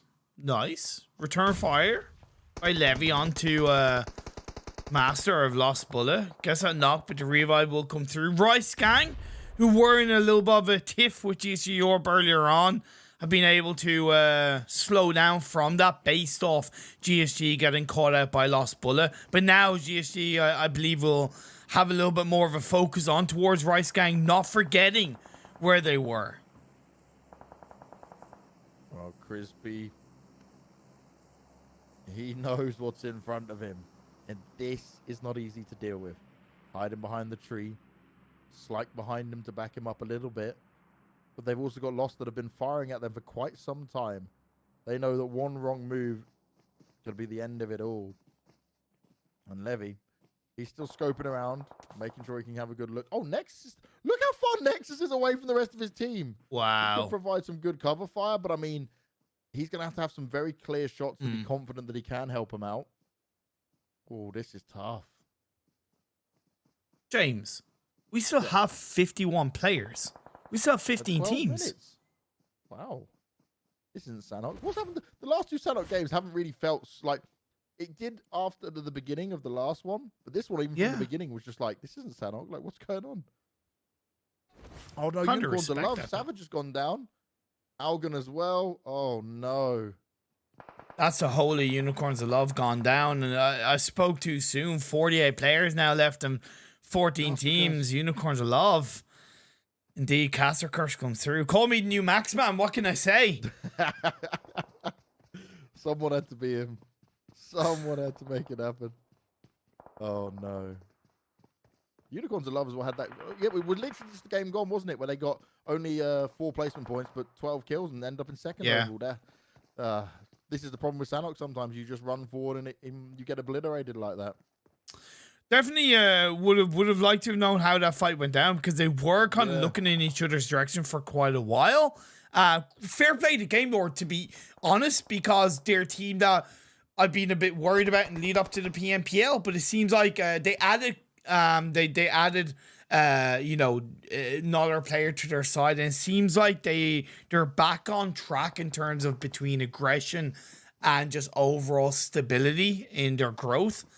It's going to be a lot harder now for them pushing through, because they are on the eastern edge of the circle, and it is the least landmass available. However, we could see a shift to the east that could keep them within distance of the next circle. If you're Lost as well, you're not moving from this position. You're definitely not moving from this position now, are you? I was like, this is brilliant form. Look, RESQ went into Ruins as well. They took the gamble, but now they're going to have to get out. I might find themselves rolling up over to Destiny. Yeah. Just looking at this, right? Just looking at all the different positions. Rice have still got Nexus out on the edge. GML are working their way in just now. EST are going to come probably around the same area of where Nexus is. Yeah. So that means Rice are going to be down with this guy very early on. It's not going to be what they want to see. It's not going to be great for him. Crispy's just found himself going down. There you go. Literally killed off straight away. That's the problem. Now the other two players are very split apart from each other. There's no cover fire going to be coming in, especially Nexus players rolling up behind him. Okay. PMPL, actually, yeah, that could help him. That actually turns it very differently. Yeah, but honestly, I'm just very impressed with GSG Europe, right? Keeping all areas kind of covered somewhat, despite me being a little bit critical of that rotation in the previous phase. The fact that they have been able to stay, you know, together and alive in this circle. They're looking in all areas. They're being aware. They're controlling this phase now. Angelito's looking to send those shots with that M4 scoping in on towards Slyke. Being careful not to overextend. And that grenade use is so valuable because they know that Lost Bullet are also in their sightlines. Yeah, don't push out too far, right? Slyke's still alive, though. As we said, Nexus is far away from him. They're so split apart that there's no help coming towards him. And GSG can just maintain this position.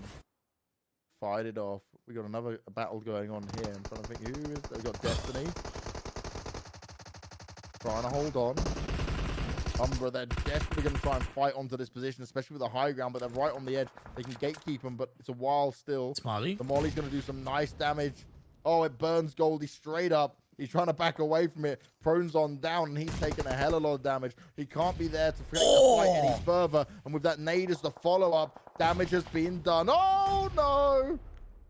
Oh, it looked like UMBRA may have been able to hold on to that for a bit longer, but that nade came back out, and Whiskey, well, he sealed the deal with the rest of it. Wow. You could call it was the whiskey in the jar moment for Destiny as they get the squad wipe on the UMBRA. ScrimFarm now, they're going to be hunkered in between. Whoa! That coop just went flying! What the hell happened there? I didn't know I had it in it, but hopefully that won't phase ScrimFarm too much as they have to deal with one-shot UDR and Black Sparks. Luffy just spraying away, looking to put as many down as possible. Going to go straight in for the finish off, but there is still one more player. Serby round the side for him to find. He's got a backup from his teammate. Oh, no. This could all fall apart for him. With Hamo getting knocked down, Serby continues to push around on it. Luffy doesn't have a great amount of health. He needs to hit some real critical shots of this. And they're just dancing around each other for now. But SF, they're coming in to finish everyone off. This will be incredible, the amount of kills they could potentially get. The nade did a nice bit of damage, but it didn't actually net them anything huge just yet. Just like a python snaking, waiting for their time to strike. And they're being so careful because they know it's only two of them. And they're not fully sure on how many players are around. Look how many have been revived as well at the same time. They jump up, they take some shots, and they go in for the finish off. Still, though, need to be careful. More bullets coming out towards them. They're trying to cover each other. This is good teamwork. I like this. Still, though, two more players for them to find. They've got 4 kills already, and they could be walking away with 6. But they have to be ready for this, and they have to win this out. Shots coming around the mountain. They're playing off each other, using the third person to their advantage where possible. But as he reloads, does he go down? What on earth happened with that one? I can't see it on the kill feed just yet. SF winning it out to start off with, and they... One more. Get it done. There we go. Whew. Hey, they waited for their time to strike and they made it work, getting 2 squad wipes and 4 extra kills. But now we turn our attentions over to Panda playing in the brunt of the blue zone, and it's phase 5. James, it becomes very difficult. Lost bullets are going to be their wall in the way. Clever. He's down to a sliver of health, but he's able to get knocked down. Running down the hill. A grenade falls in front of him. He has the support of his teammate. He is able to hold down and stay alive for the time being. Wow. That was a nade that was way too close, and yet he still stood strong. 20 alive, 7 teams remain. And it is all going down. RESQ, they found themselves in ruins. They've escaped with 3 still alive. Destiny, they've got a compound which is still within the circle, but only just. And GAMELORD, they're going to try and fight this. They're going to try and push their way in. Slyke is still alive. What? Nexus went down and Slyke is still alive as a solo player here in ImPERium. I'm impressed. But how much more can he get? A knock. Octavian on the floor. Slyke's like, you know what? I will just do everything possible to get us as many points when I can. I may be a solo player, but maybe certain people will forget about me. So he took the shots at EST.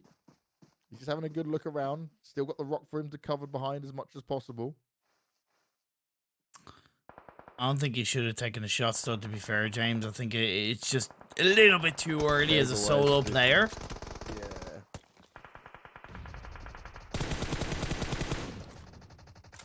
Goldie. He wants to see if he can get anyone through the smoke. The nades are ready. Whiskey, if he can make it work, would be huge. I like this though. Look, they're falling back one by one without giving themselves the space, giving themselves cover. GameLord, they want to try and push up on this and get this in a big way. It'll be huge if they can take any control over this compound, but they are fighting against an enemy that they don't really have all the information they would want on. Oh, that's a nice angle to find if you can see some feet, though, just to have an idea of where they may be.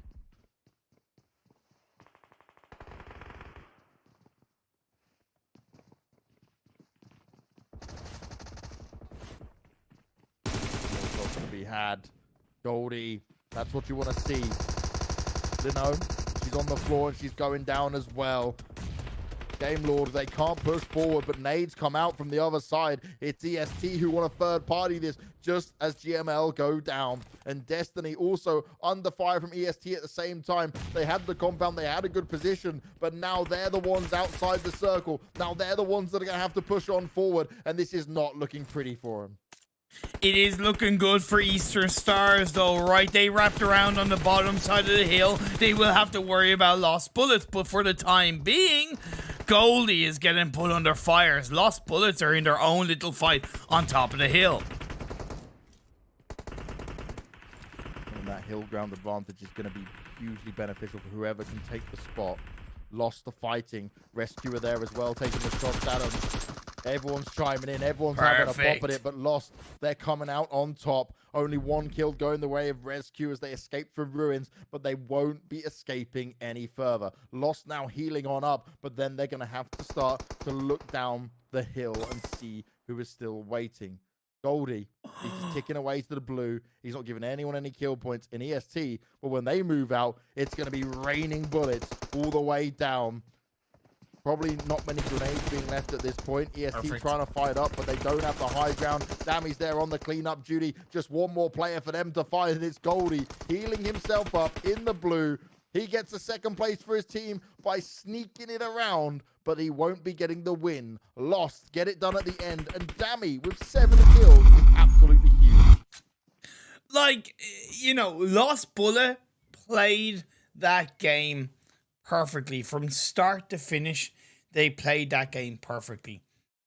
Landed, rotated, exactly to where I wanted them to. They held it down in the right moments. They pushed teams back. And then when the circle did move away from them, they moved in a confident way to once again control another hillside. And, you know, I honestly couldn't have asked for a better game. There's nothing, absolutely nothing I can say in a negative way about how Lost Bullet played. It was straight up there, like so good. Yeah, even that M fight, right? They were aware as soon as they took down, oh, who was it they took down just before the final fight? I was RESQ. RESQ, that's it. So they dealt with RESQ, which is a 3-man team pushing them. And then straight away, they just hit behind the rocks, quickly healed up because they knew EST were going to make the push on up. Then they dealt with them. Obviously, then they just realized Goldie was going to die out to the zone, so it's not big too much for the end of the world. But those last 2 Sanhok games were actually, like, both of us said, Sanhok's like, meh, kind of okay, here we are. And they were pretty enjoyable, mate. They were surprised in a good way here, which probably just says to the caliber of the teams. Yeah, okay, so, like, thinking a little bit more seriously about it, right? There's this reputation within a justifiable way that Sanhok is this, like, absolutely crazy cluster truck of a map. It's less like it now because teams are starting to adapt. I think a big part of that is the removal of Vikendi from competitive scene, so it takes away a map where you have to learn and really adds value to putting more time in on Sanhok. So I do think we're seeing Sanhok get to a point where, although it's still not as good as the other maps, it is clearly a lot more respectful and a lot more competitive. And it was a lot of fun for sure today. Lost Bullet walking away with 30. We've seen three out of the 5 games of 30-point games at least. That's very impressive on its own for sure. Dammy walking away with 7, Master on 5. Watson doing his best for ScrimFarm up there on 4. Slyke he was a solo player at the end, you know, like fair play to him for even being able to get 3 because he was so separated from his teammate, Nexus was miles away, so didn't pan out too badly, to be honest. And even the last player from Destiny, I don't know if he intentionally went for a little bit of a heel strap, but it did get his team into second place. And if that was the case, credit to him, because it's a little bit of an underrated strategy. We've seen it become a little bit more known in the European, not just the European scene, but the whole global scene, you know, where you don't intentionally go into Sanhok with the aim of pulling off a heel strap. But if you're a team that's way outside the circle and hard shift in, let's say, phase 4, phase 5, give all your meds to one player and keep him at the edge of the circle / blue, and then he heals up. Because at that point, entering those late circles becomes way more difficult. So it does kind of allow that kind of heal strat to become a bit more viable, where you can see a team possibly go out in 8th, end up in 3rd from placement alone. Well, here we have the final standings, mate. And Conqueror, 24 matches, 6 chicken dinners, 172 placement points, and 127 kill points, nearly hitting that 300 mark. And to be fair, with the way they played, you may as well give them that 300 mark. You know, why not? Very solid stuff from these guys. But to be fair, Unicorns of Love, they do have more kill points, 129 kill points, and with 115 placement points. You know, one thing that I've kind of been a little bit aware of, and it might adjust it here or there, I think the sign of a absolutely fantastic team, as in like top of the standings, is a team that can have a 10-point difference between kill points and placement points. Right? It might extend to 15, but just that kind of balance of placement to kill points of 10 is, to me, where you want to aim for. Because if you're relying too much on placement points, it's only going to get you so far in the standings. And it's the same with kill points. Whereas if you are able to balance both, have that 10 difference, that are strong 10 difference, you find yourself in the top 2, top 3. Well, certainly solid stuff. I'm looking forward to seeing what some of these teams can do going forward as well. I definitely did like a few of the things we saw from GameLord towards the end on the final 2 games. Yeah. Finishing in 8th place overall, right? They'll take that for sure.